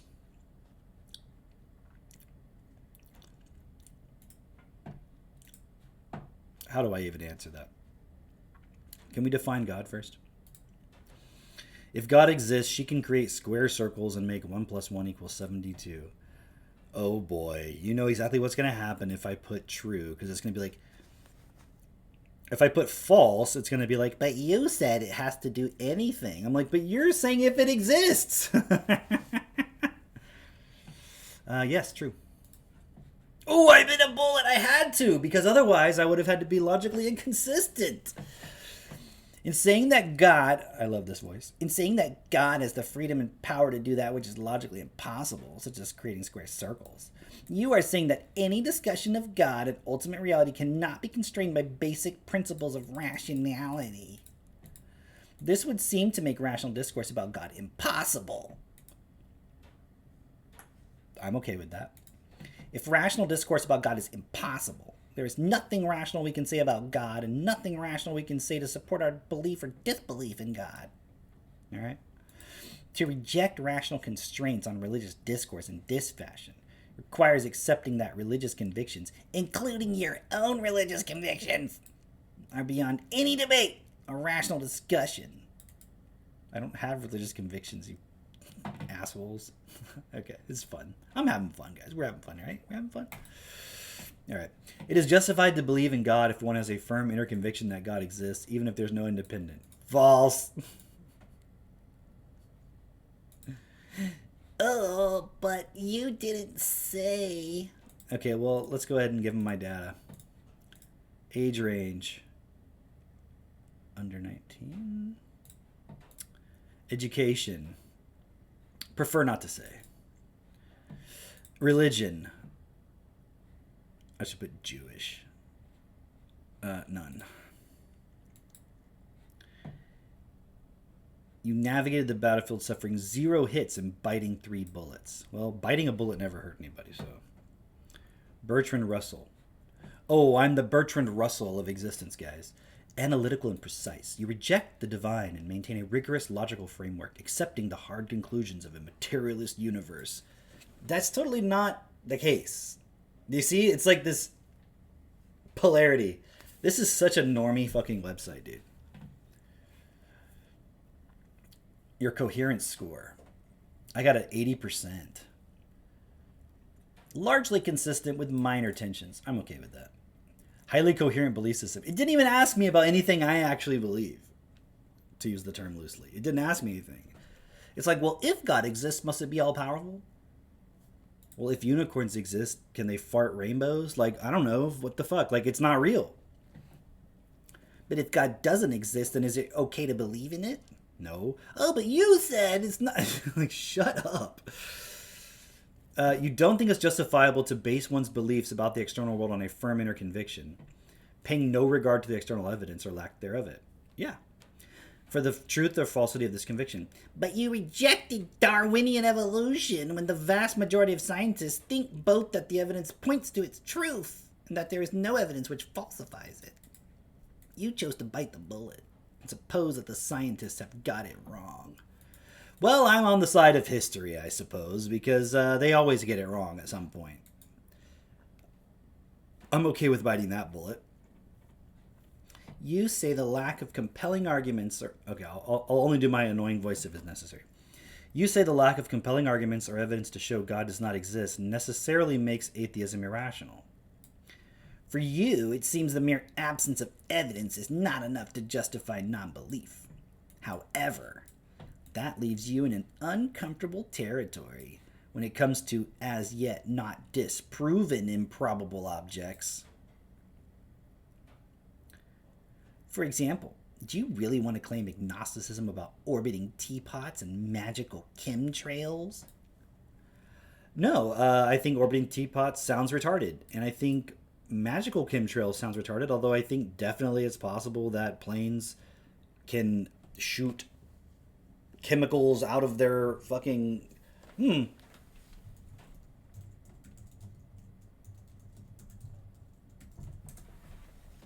Cloud seeding is a weather modification technique used to enhance precipitation, mitigate hail, or disperse fog. Wow. You mean like chemtrails? Weird. Oh, look. It's a thing. Cloud seeding is an 80-year-old technology. You really want to claim agnosticism about magical chemtrails? What the fuck are you talking about? When did I bring up chemtrails? Like, chemtrails is in the realm of possibility. An orbiting teapot? What? I don't use the word hate often, guys, but I fucking hate this website. I also really like it at the same time. It's a weird tension, but I'm okay with tension as it has so accurately analyzed. In saying that God has the freedom and power to do that which is logically impossible, such as creating square circles, you are saying that any discussion of God and ultimate reality cannot be constrained by basic principles of rationality. This would seem to make rational discourse about God impossible. If rational discourse about God is impossible, there is nothing rational we can say about God, and nothing rational we can say to support our belief or disbelief in God. It's like as if rationality in itself is the only criteria I'm using. To reject rational constraints on religious discourse in this fashion requires accepting that religious convictions, including your own religious convictions, are beyond any debate or rational discussion.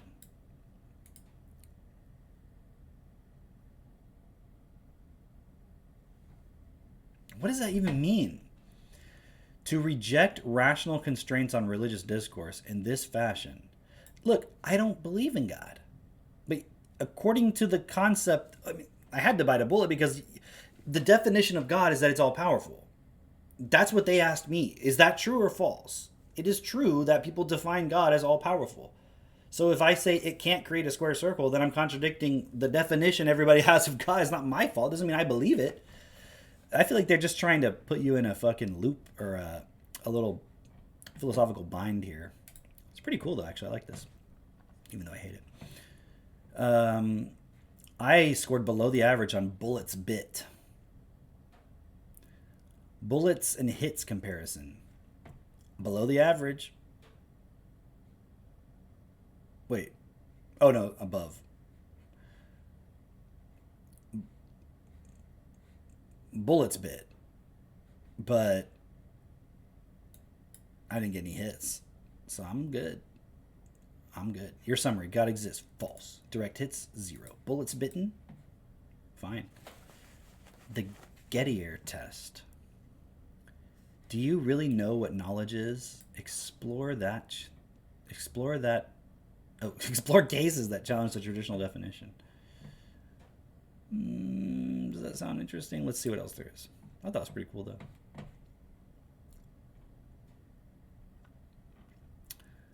Ethics and morality.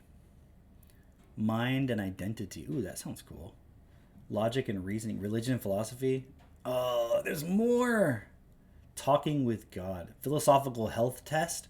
These are cool. Okay, this is only 5 minutes. Hello, I'm God.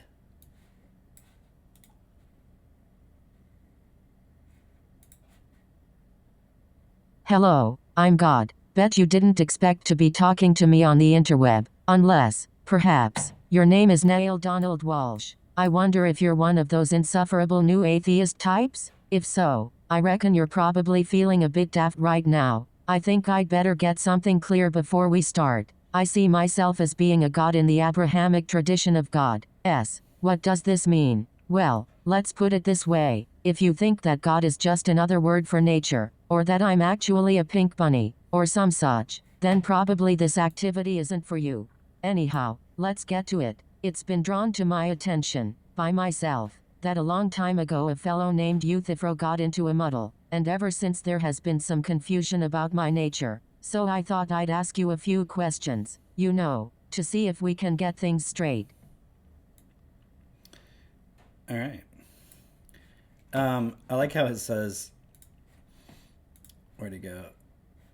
I see myself as being a god in the Abrahamic tradition of gods. Like, you can't just be like, I'm Yahweh, or I'm Allah or something, or I'm Jesus. Like, I'm one of them. I see myself like in that vein. Like, okay, so you're already retarded. Do I exist? Nope. Okay, my first question will seem a little daft. Do I exist? Yes, I know. Obviously, I exist. Otherwise, you and I wouldn't be talking. But I suppose there's an outside chance you don't think I exist. So I figure it's only fair I ask. Oh, and by the way, you have to answer either yes or no. Not going to tolerate any of this namby-pamby agnosticism. Well, don't worry. I'm not an agnostic. If you are an agnostic, pull yourself together. Okay, so definitely no. Tisk. Well, you certainly risking my wrath with that response. All right, fucking do something about it. Do it. Just do it right now. You know what I did to Jehoram of Judah, don't you? Yeah, I made his intestines fall out. Okay, I'll do it right now. Okay, so you don't think I exist. Fair enough. But I'm wondering whether you think I'm a logical possibility. What do I mean by this? Well, a unicorn is an example of something that could exist, but which in fact does not exist. It's a logical possibility, albeit there are no extant unicorns. A married bachelor is an example of something that cannot exist because it involves a logical contradiction. It's an unmarried married person. It's not a logical possibility. So one of those where you think I'm like a unicorn or whether I'm like a married bachelor.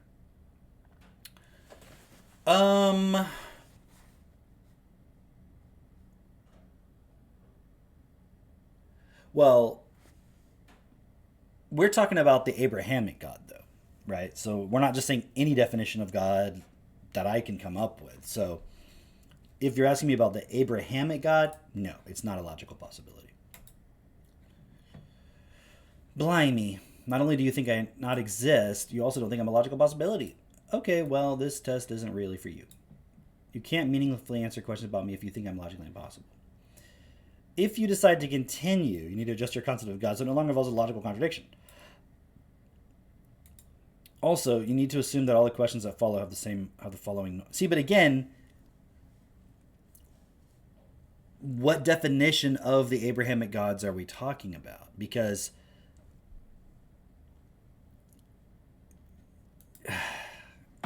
anyways. All right. You still reading? Okay, so we'll just go on as if it's not a logical impossibility. Is God sovereign? God is sovereign of his absolute authority over all creation. Nope. Is God omnipotent? Nope. Does God have freedom of will? Nope.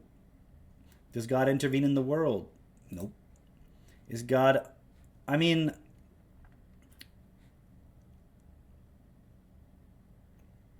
yeah, he doesn't.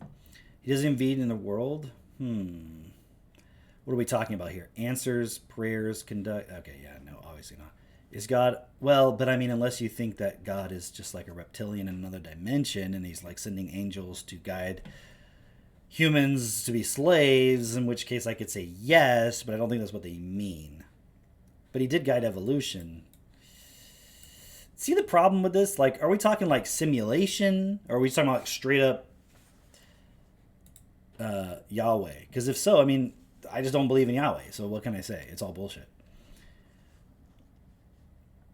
God is omnibenevolent. He's perfectly good. Well, definitely not.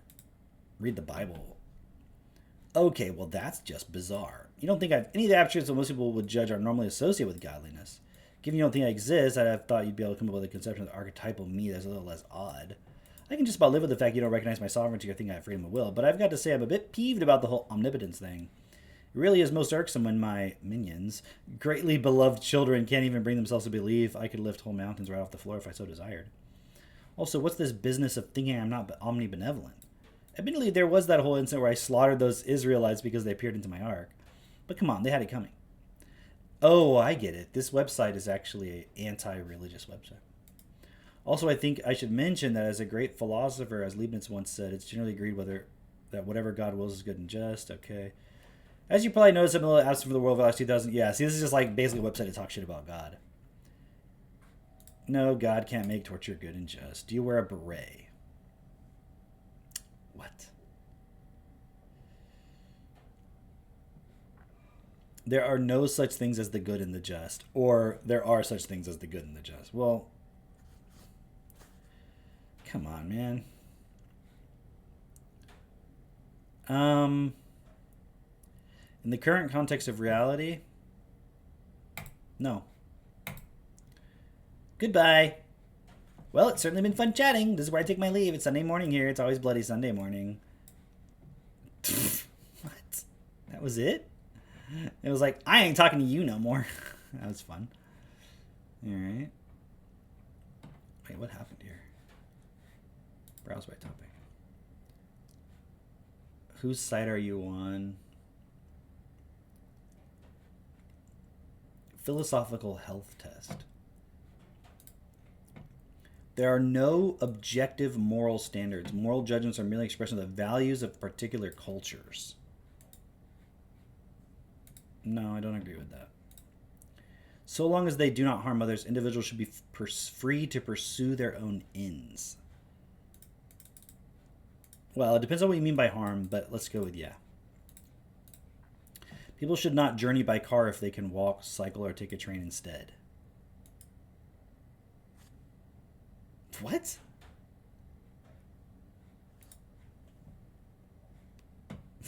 What is that? Okay. It's always wrong to take another person's life. No, of course not. It just depends on the context. The right to life is so fundamental that financial considerations are irrelevant in any effort to save lives. Financial considerations? Well, if you have a system that's based on limited financial ability, then what choice do you have? They should be irrelevant. They should be irrelevant. So I'm going to say yes, because they should be, not based on the system. Voluntary euthanasia should remain illegal. Voluntary euthanasia? I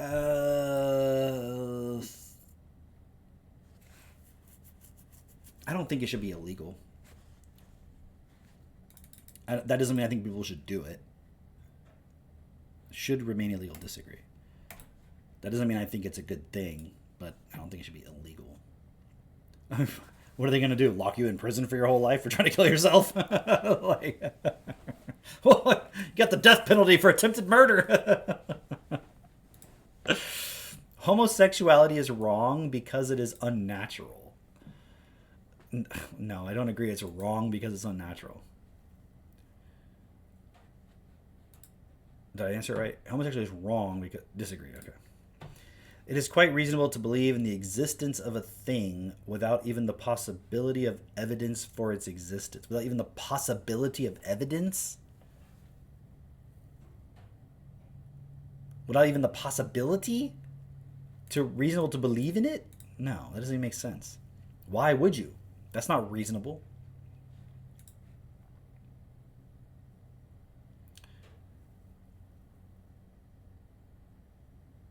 Depends on what you mean by believe, though. In the existence of a thing. So we're not talking about in the possibility of a thing, but in the existence of a thing. Yeah, okay. The possession of drugs for personal use should be decriminalized. I agree with that. I don't think people should do drugs, but I don't think it should be criminal. Otherwise, you're just creating criminals for no fucking reason. And then you have a whole criminal penal system, and that's... When you go to jail, there's more access to drugs than before. So it's like a pointless endeavor. There exists an all-powerful but loving and good God. No. The Second World War was a just war. No. I mean, what if they're like, how could you possibly think it was not just? And I'm like, the Nazis thought it was just. What do you want me to say? They all thought it was just war. You want to agree? You agree with the Nazis? Well, no, of course not. All right, neither do I. Having made a choice, it is always possible that one might have chosen otherwise.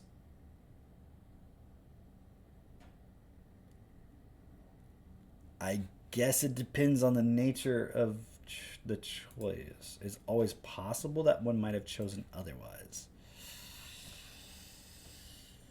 Depends on what you mean by choice. Depends on what you're really talking about. But I'm going to say fundamentally in principle, yes, it is. Well, a choice in that moment, it is possible you could have chosen something else. Absolutely. Agree.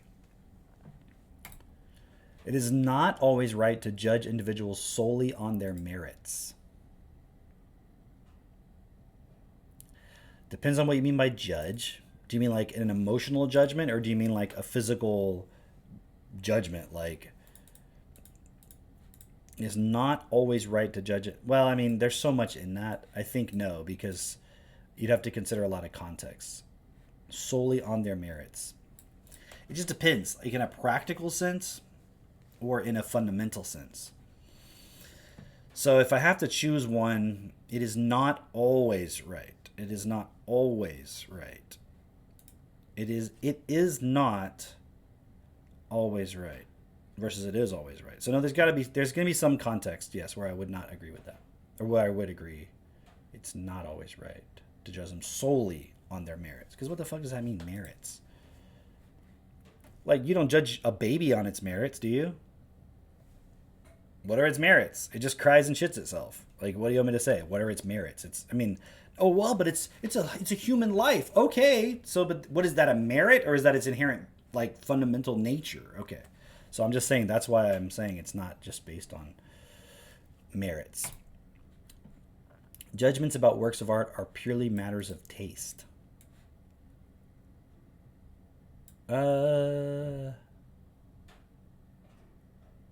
Ultimately, yeah.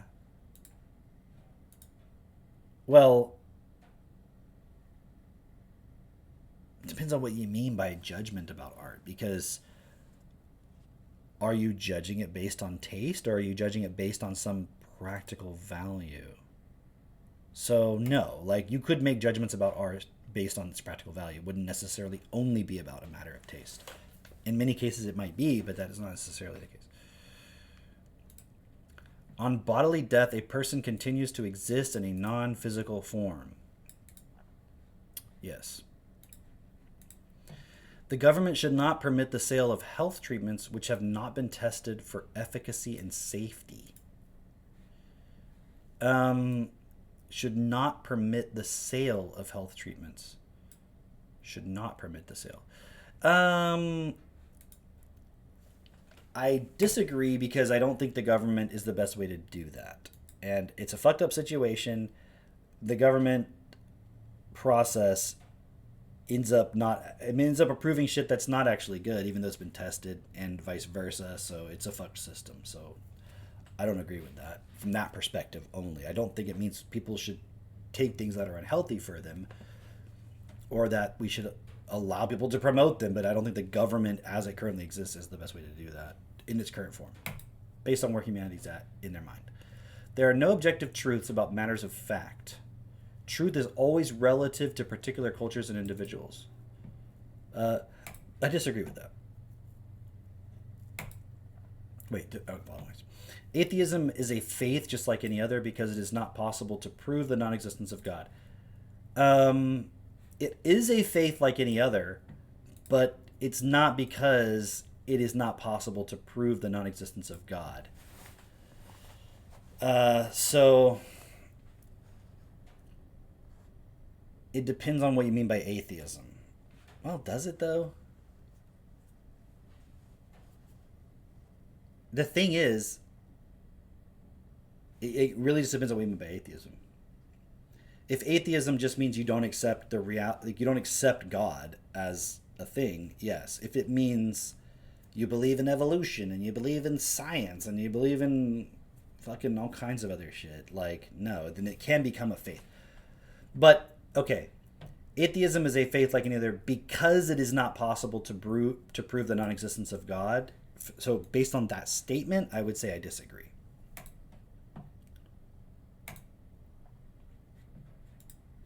But if they phrased it differently, I might agree that atheism is a faith just like any other. Is that clear? Okay, so I'm not saying I think it isn't a faith.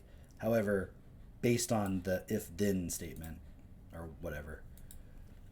Proper sanitation and medicines are generally good for a society. Generally, yes. I mean, why do they have to put them both together? Medicines, generally, yes. But not universally, depends on what it is.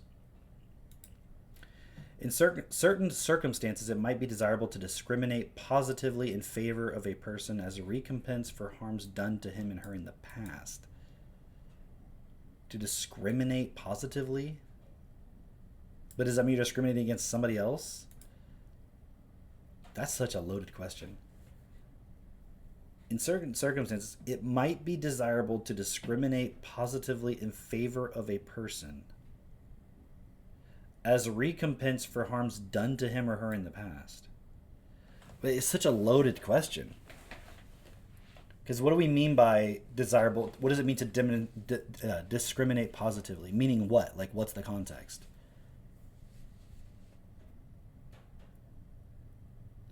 Well, how about this? I think all people should be recompensed and discriminated positively for all the harms done to everybody in the past. Yes. So I'll agree with that. In some circumstances, yes. Alternative and complementary medicine is as valuable as mainstream medicine. As valuable?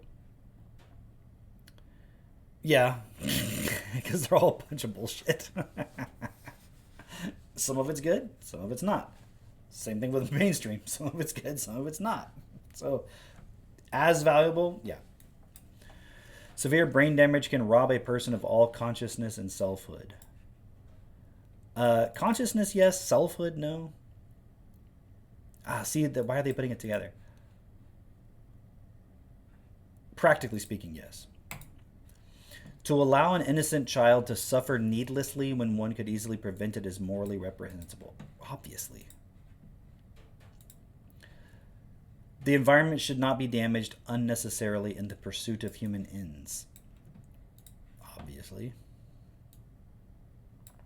Why did it say unnecessarily? Was it necessary or not? Michelangelo is indisputably one of history's finest artists. How the fuck would I know that? How would I know? History? What do we mean by history? You mean like some specific set of somebody saying these are the artists that matter and this is the most important one? Like, what is history? History is a construct. Like, it really just clicked in my little brain here how much of that word is a construct. What is history? Like, I'm not trying to be abstract here. Just really think about it for a second. Think about the context of this question. Michelangelo is indisputably one of history's finest artists. What do we mean by history? Do you mean like in fact, in reality? Or do you mean based on a particular story of reality that people agree on? And how many different histories are there? Does anyone actually agree on all the details? So I would just disagree out of principle because who gives a shit? Individuals have sole rights over their own bodies. Individuals have sole rights over their own bodies. Again, it depends on what you mean by sole rights. Does that mean you can use your body in a way that hurts others? And if it doesn't, so, like, okay, think about it. Do you have a right to use your body to harm another body? Okay? Let's say you say no. Okay, so do you have sole rights over your body? Yes. So I can do whatever I want with my body? Well, no. You can't harm another person. So you can restrict my body. Yes. Okay. But why? Because everyone has a right to their body and you have no right to harm them. Okay, so everybody has a right to their body, right? Yes. So do I have a right to use my body however I want and I can harm somebody? No. So I don't have sole rights over my body and what I can do with it? Well, no, you don't. Why not? Because everybody has a right to their body to be protected. Like, so which is it? You know what I'm saying? Like, it depends on what you mean by the word. You know, what does it mean have sole rights? Like, it's such a loaded term based on some particular philosophical bullshit. And it's just like, let's just look at the common sense of it, right? You should be able to use your body in a way that benefits and doesn't harm other people and benefits yourself and doesn't harm yourself or other people. Should you have a right to harm yourself? Well, what does it mean? Should we lock you up in prison if you don't? If you try to harm yourself? Should we try to prevent you from doing it? But let's just say in principle, yes. In principle, if we just want to be common sense about it, yes, you should have sole rights over your body. No one should be able to tell you. No one should be able to enslave you. Let's put it that way. But most people don't even have sole rights over their bodies because they're enslaved in other ways, not even by others. Acts of genocide stand as a testament of man's ability to do great evil, obviously. The Holocaust is an historical reality taking place more or less as the history books report. Of course it is. Governments should be allowed to increase taxes sharply to save lives in the developing world.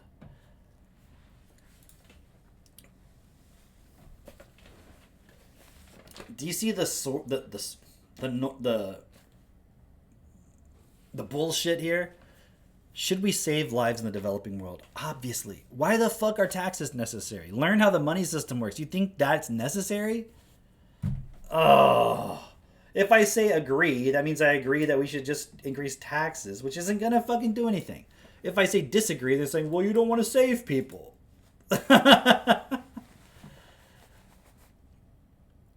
But the question doesn't imply it's the only way to do it. So I'm gonna disagree. The future is fixed. How one's life unfolds is a matter of destiny.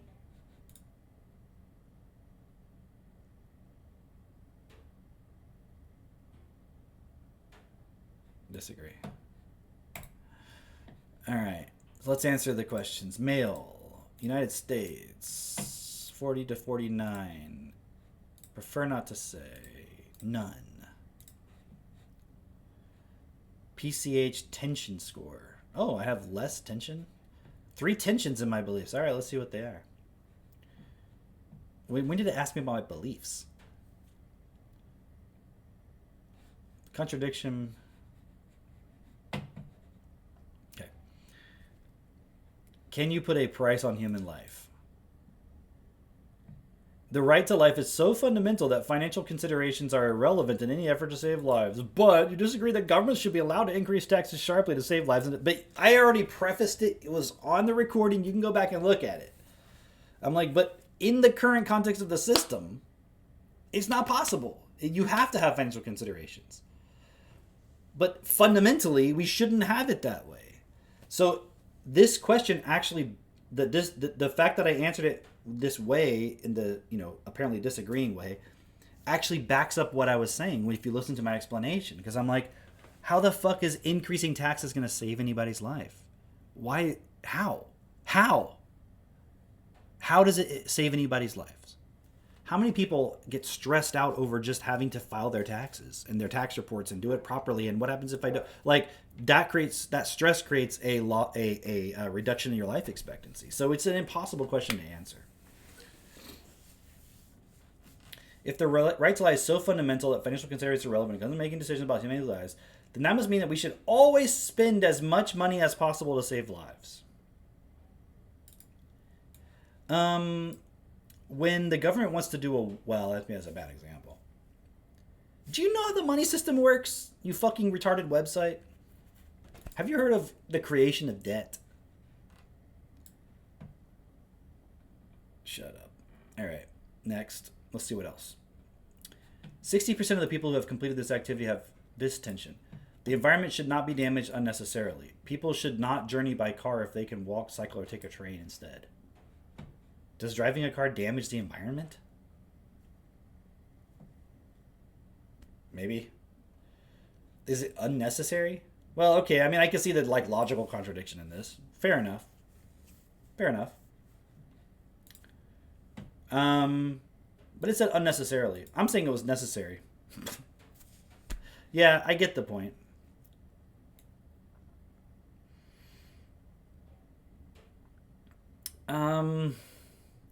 I guess the reason why I don't really see that as a contradiction initially is just because, I mean, although I do totally see the logical contradiction. You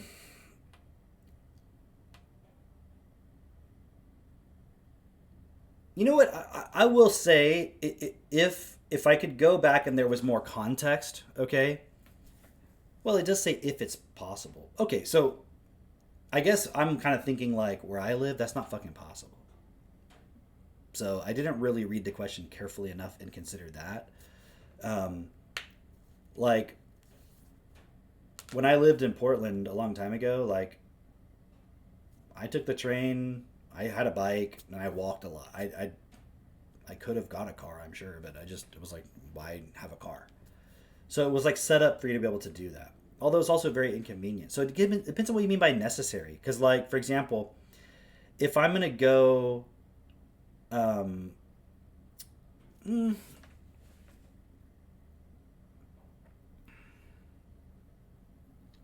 It really just depends what you mean by necessary.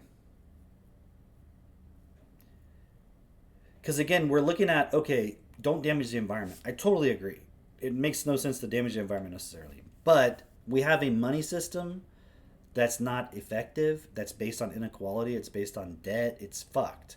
So let's take another scenario. I'm going to take my kids to the grocery store, and there could be crazy ass people who are mentally unstable on the train, versus we can just go in my car where I can make sure that they're in a safe environment.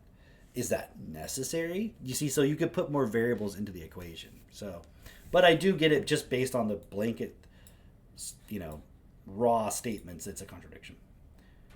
Oh, look, the problem here is the word unnecessary. Very few things are necessary. If by necessary is meant essential to survival. But you might want to argue that much of your use of cars or airplanes is necessary, not for survival, but for a certain quality of life. But what does it mean by quality of life, right?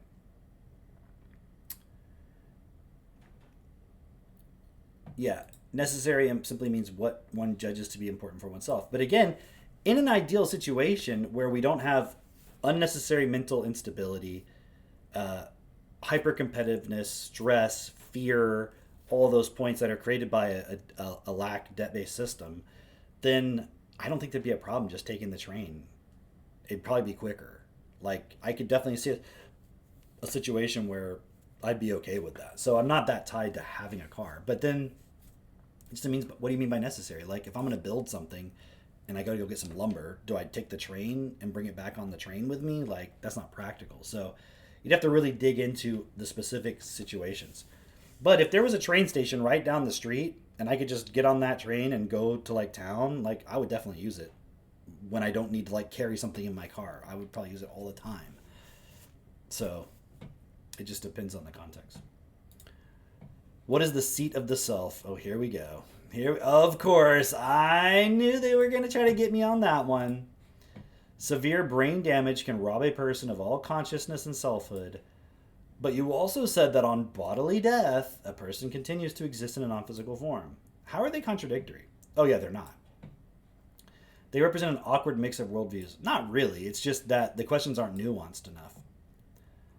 On the one hand, there is an acceptance that our consciousness and sense of self is in some way dependent on brain activity. Your consciousness is a function of your body. Yes, but that's not the same as yourself. So, sense of self, but it said selfhood. It didn't say sense of self. It said selfhood. So, there's different words. You yourself are not non-existent just because you have brain damage. But what do they mean by selfhood? Clearly, they meant sense of self, which is what I assumed they meant. They meant consciousness. And clearly, your consciousness as an experience in this reality, this 3D reality, is affected by severe brain damage. But that doesn't mean you fundamentally, as a being, cease to exist when your body dies. So, sorry, it's not actually a contradiction. It's just you didn't really dig into it. So, Okay. That was interesting. Let's see if there's any others I want to look at for now.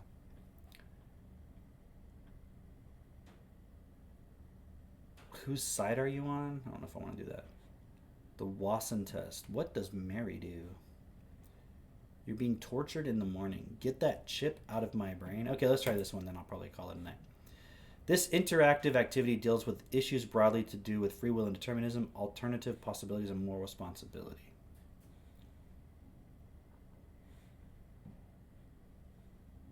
Okay. Wait. Oh, shoot. I wanted to see what that said. Oh, CUP. Okay, I thought it said something else. Warm up. As is our wont, we're going to begin by asking you 2 or 3 preliminary questions so we can get a sense of more outlook. After that, we'll have a couple scenarios. It's impossible you've seen this first question. It's possible you've seen this before. Okay, I don't think I have. A small girl is playing on a swing in a local playground when an adult comes along and pushes her off into the dirt, making her cry for no other reason than that he'd had a bad day at work and wanted to take it out on somebody who couldn't fight back. Are his actions morally wrong? I mean, I don't even have to say they're morally wrong. They're just not best. Like, no. So, yes. If it just depends what you mean by morally, though. I could come up with a moral system where it's not, but that's not my personal clarity on it. Would be like, no, it's not cool. Excellent. You seem like a decent sort of person. Okay. The next question is a little tricky, so you need a bit of time to think.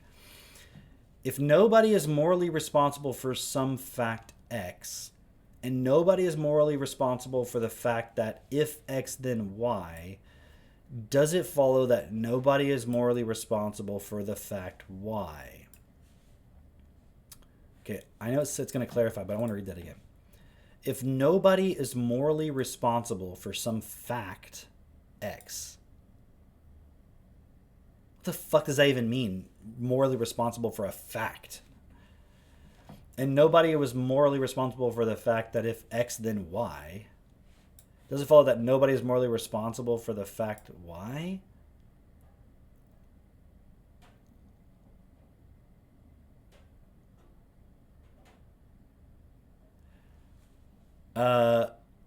The morally responsible things throw me off. Is it saying X is false?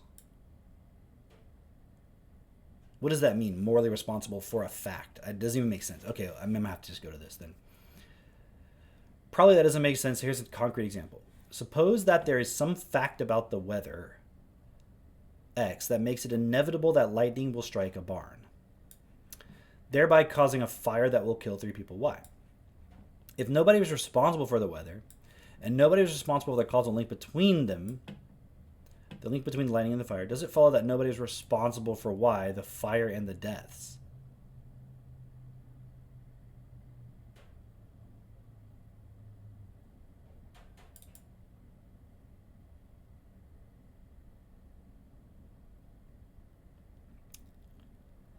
Well, what does it mean nobody's responsible for it? Like no one caused it? Or no one is to blame for it? No one's responsible, meaning no one could do anything about it? Or no one is the cause, I guess is my point. Like I could be responsible to feed my children. Right? But if somebody said, okay, you can be responsible, okay, I could be responsible for me feeding my children from the perspective of I have that obligation. I'm not responsible in the way the world works currently in a limited money system for feeding your children currently given the way the world works. But I don't have that obligation because I'm not the parent of your children in the context of how things work. But if your children are starving and they're right there and I have the ability to feed them and then I don't, I'm responsible for them dying. Okay. So, what? There's a fact about the weather that makes it inevitable lightning will strike a barn, thereby causing a fire that will kill 3 people. If nobody's responsible for the weather, and nobody's responsible for the causal link between the two, does it follow that nobody is responsible for the fire?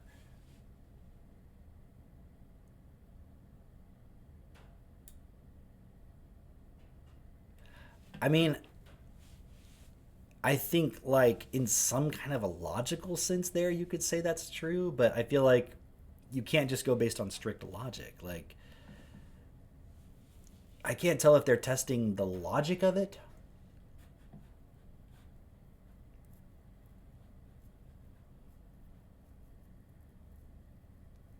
For the fire and the deaths. No, it doesn't follow. Because I understand the logic of it. In a logical sense, yes, just based on that information. But let's look at it. If no one's responsible for the weather, no one's responsible for the fact that lightning strikes the barn and causes a fire, and there's a firefighter standing there, and he doesn't put the fire out, and therefore the people die, then he's obviously responsible in that case because he could have done something. But if there was nothing he could do, like the fire just immediately consumed them and there was nothing he could do, then he's not responsible. So you can't just say strictly logically because there's other points of consideration that you would have to consider. So that's why I'm saying no, it doesn't follow. Not because it doesn't follow logically, but because there could be more information. So it's kind of like, feels like a trick question. Well, there's certainly an interesting response. Probably a little counterintuitive, but we'll have to see whether it plays out in your favor. Is it true that a person can only be morally responsible for what they have done if they could have done otherwise? Or to put it this way, if an outcome is inevitable, if it was always the case that a person was going to do some X, there was simply no alternative, then is it true that they cannot be morally responsible for the outcome? Well, what does that mean? If it's always the case that a person was going to do some X, what does that mean? They cannot be morally... What does it even mean? What does morally responsible mean? Just in case it wasn't quite clear. It's probably saying that philosophers have tended to think about this issue in terms of coercion or an inner compulsion or hypnotic suggestion. Anything that makes it impossible for an individual to avoid doing whatever they end up doing. If you assume that that's possible. No, it's not true that a person can be more responsible for what... Yes, it's true that a person can only be more responsible for what they've done if they could have done otherwise. What does moral responsibility mean? What does morally responsible mean? What do they mean by that?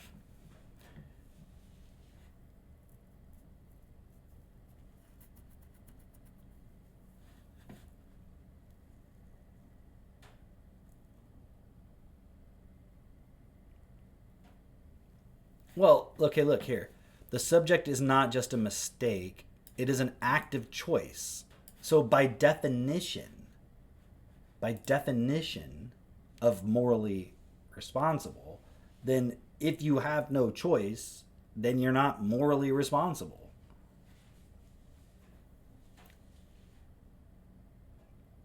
Yeah. Step 5 of 6. Okay, it's almost over. Excellence, that response is pretty standard. In fact, the philosopher Harry Frankfurt has noted that the idea a person can only be more responsible for what they have done if they could have done otherwise is sometimes taken to be an a priori truth. Okay. Again, there's just so much judgment in the word morally responsible. Like, if you steal bread, that's morally wrong. But it's like if you had to feed your kids and you couldn't get any money and you did it, anybody would do it in your shoes. And should they be ashamed? If they didn't, and the guy was like, well, I don't want to steal, so my children starve, people would be like, shame, shame, shame, you let your children starve. And then if he steals the bread, they put him in jail. Shame, shame, shame, you shouldn't steal. Maybe there's a bigger problem here. Becky, the leader of Free All Fluffies, a radical animal rights group, has hatched a devious plan to kill 4 caribou hunters.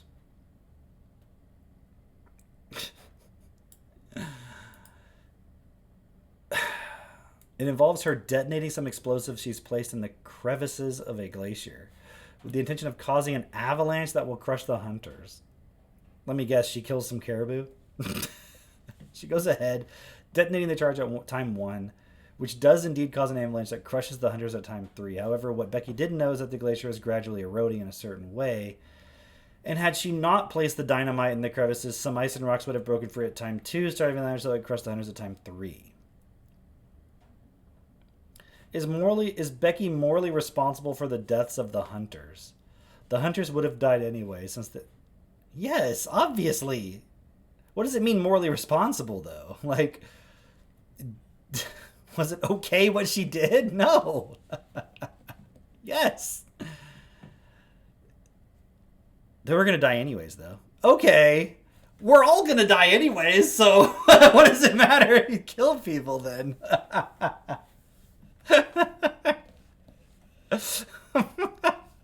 Yes.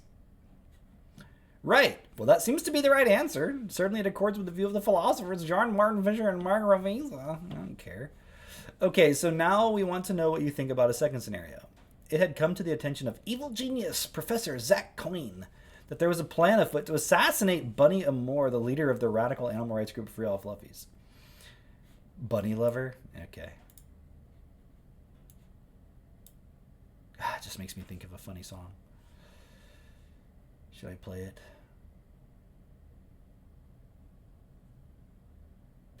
I want to listen to it. No, I'm not going to interrupt this. Coyne has a strong dislike of anything four-legged, so he's very keen the plan should succeed. However, not wanting to risk losing tenure, he didn't want to become directly involved. Okay, here we go. He kidnapped the assassin, Boris Huntington, planted a microchip in his head by means of which he would be able to monitor and control Huntington's actions. He wiped Huntington's memory of the kidnapping and surgery, placed him back in his normal environment, which had allowed the plan to succeed as he would have done anyway. He then used a sophisticated computer program to track Huntington's intentions. If Huntington had shown any sign of diverting his plan, the professor would have activated the microchip in order to ensure that he went ahead. As it happened, Huntington never did show any sign that he was having doubts, and the assassination went ahead without Coyne having to interfere. Okay, so... Wait. Where did it say... Oh, okay, that's... It only mentioned this guy later. That's why I was confused. So, this guy was going to assassinate these people, and then this other guy, this genius professor, put a chip in his brain to make sure he does it. The following things are true. The killing of Bunny Amore was morally wrong. Boris Huntington killed Amore of his own volition. The microchip didn't fire, and its presence had no effect whatsoever on his behavior. There was never any doubt that Huntington was going to attempt to kill Amore, since had he wavered, he would have activated the microchip. They were putting Huntington back on course, though it didn't waver, and so, okay. The question is then whether Boris Huntington is morally responsible. What? Why is that even a question? I thought they were going to ask about the professor. Why is that even a question? Yes. What? Of course. He went to kill somebody. That was it?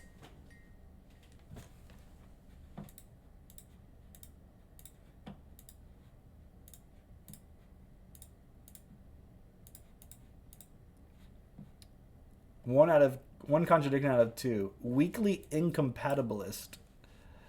That's my tendency. Whatever that means. Scenario judgment is consistent. There is one contradiction out of a possible two. It seems you are weakly inclined towards the view that free will and moral responsibility are incompatible with determinism.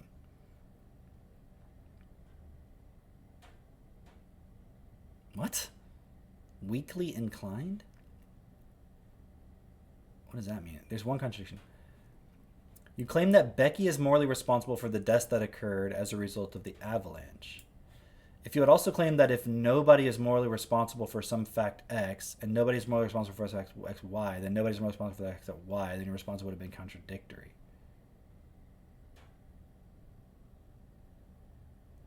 What? The significant point here is that the scenario involving Becky and the Hunter is exactly this structure. Yeah, I get, again, like I was saying before, according to the logical structure of it, there is some fact X for which nobody is morally responsible, namely the erosion of the glacier. The fact that the erosion makes the glacier of avalanche at time 3, and the deaths occur as a result. Wait, did I misread it though? Maybe I misread it.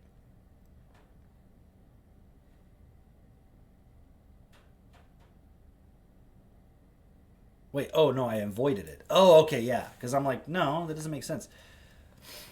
You think that it is possible for a person to be morally responsible for the fact that Y, even if its occurrence is made inevitable. Yeah, because she did blow it up.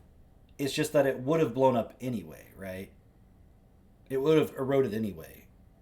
Yeah, no, okay. So that wasn't the contradiction. Okay. You claim that Boris Huntington is morally responsible for killing Bunny and Moore. You also stated that a person can only be more responsible for what they have done if they could have done otherwise.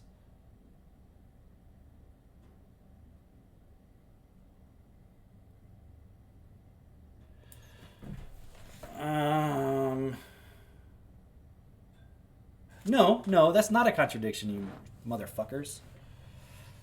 No. You fuck you. You fuck you, guy. Fuck you, buddy. Okay, let me explain. If it said that the guy was like, I don't want to kill these people. I'm not doing it. I can't stop myself. The chip is controlling me. And he kills him anyways because the chip was controlling him. Then I would say he's not responsible. That's not what it said. See, it's such bullshit. It's not contradictory. Fuck you. It's not contradictory. It's not. Am I wrong, guys? I don't know if anyone's still watching. Put it in the comments below if you think I'm wrong. I don't agree. That's because that's not what I said. I said if they could not have done otherwise. So, but there's two ways of looking at that, right? Like, if I'm driving down the road and I'm choosing to run over a person because I want to run them over, versus even if I don't want them to, there's like bumpers on the road and I can't turn off the car, it won't turn off, and like my foot won't move, and then I run into the person. That's two different situations.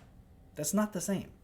So that's not what they were asking before, though, when they said if you couldn't have done otherwise. Because that's not saying if, well, exactly.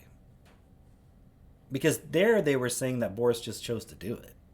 He could have done otherwise. He could have made a different choice. Now, he still would have ended up doing it because they would have forced him, in which case I would have said he's not responsible. It was the fucking crazy genius that was responsible, because he's the one making the choice who could have chosen otherwise. So somebody in this chain could have chosen otherwise. And they didn't ask, if they had asked, is the other guy responsible then? And I would have said yes, then they would have been like, okay, well, you got out of the contradiction. But they deliberately didn't. Because they suck. Becky and the Avalanche, Boris Huntington's chip.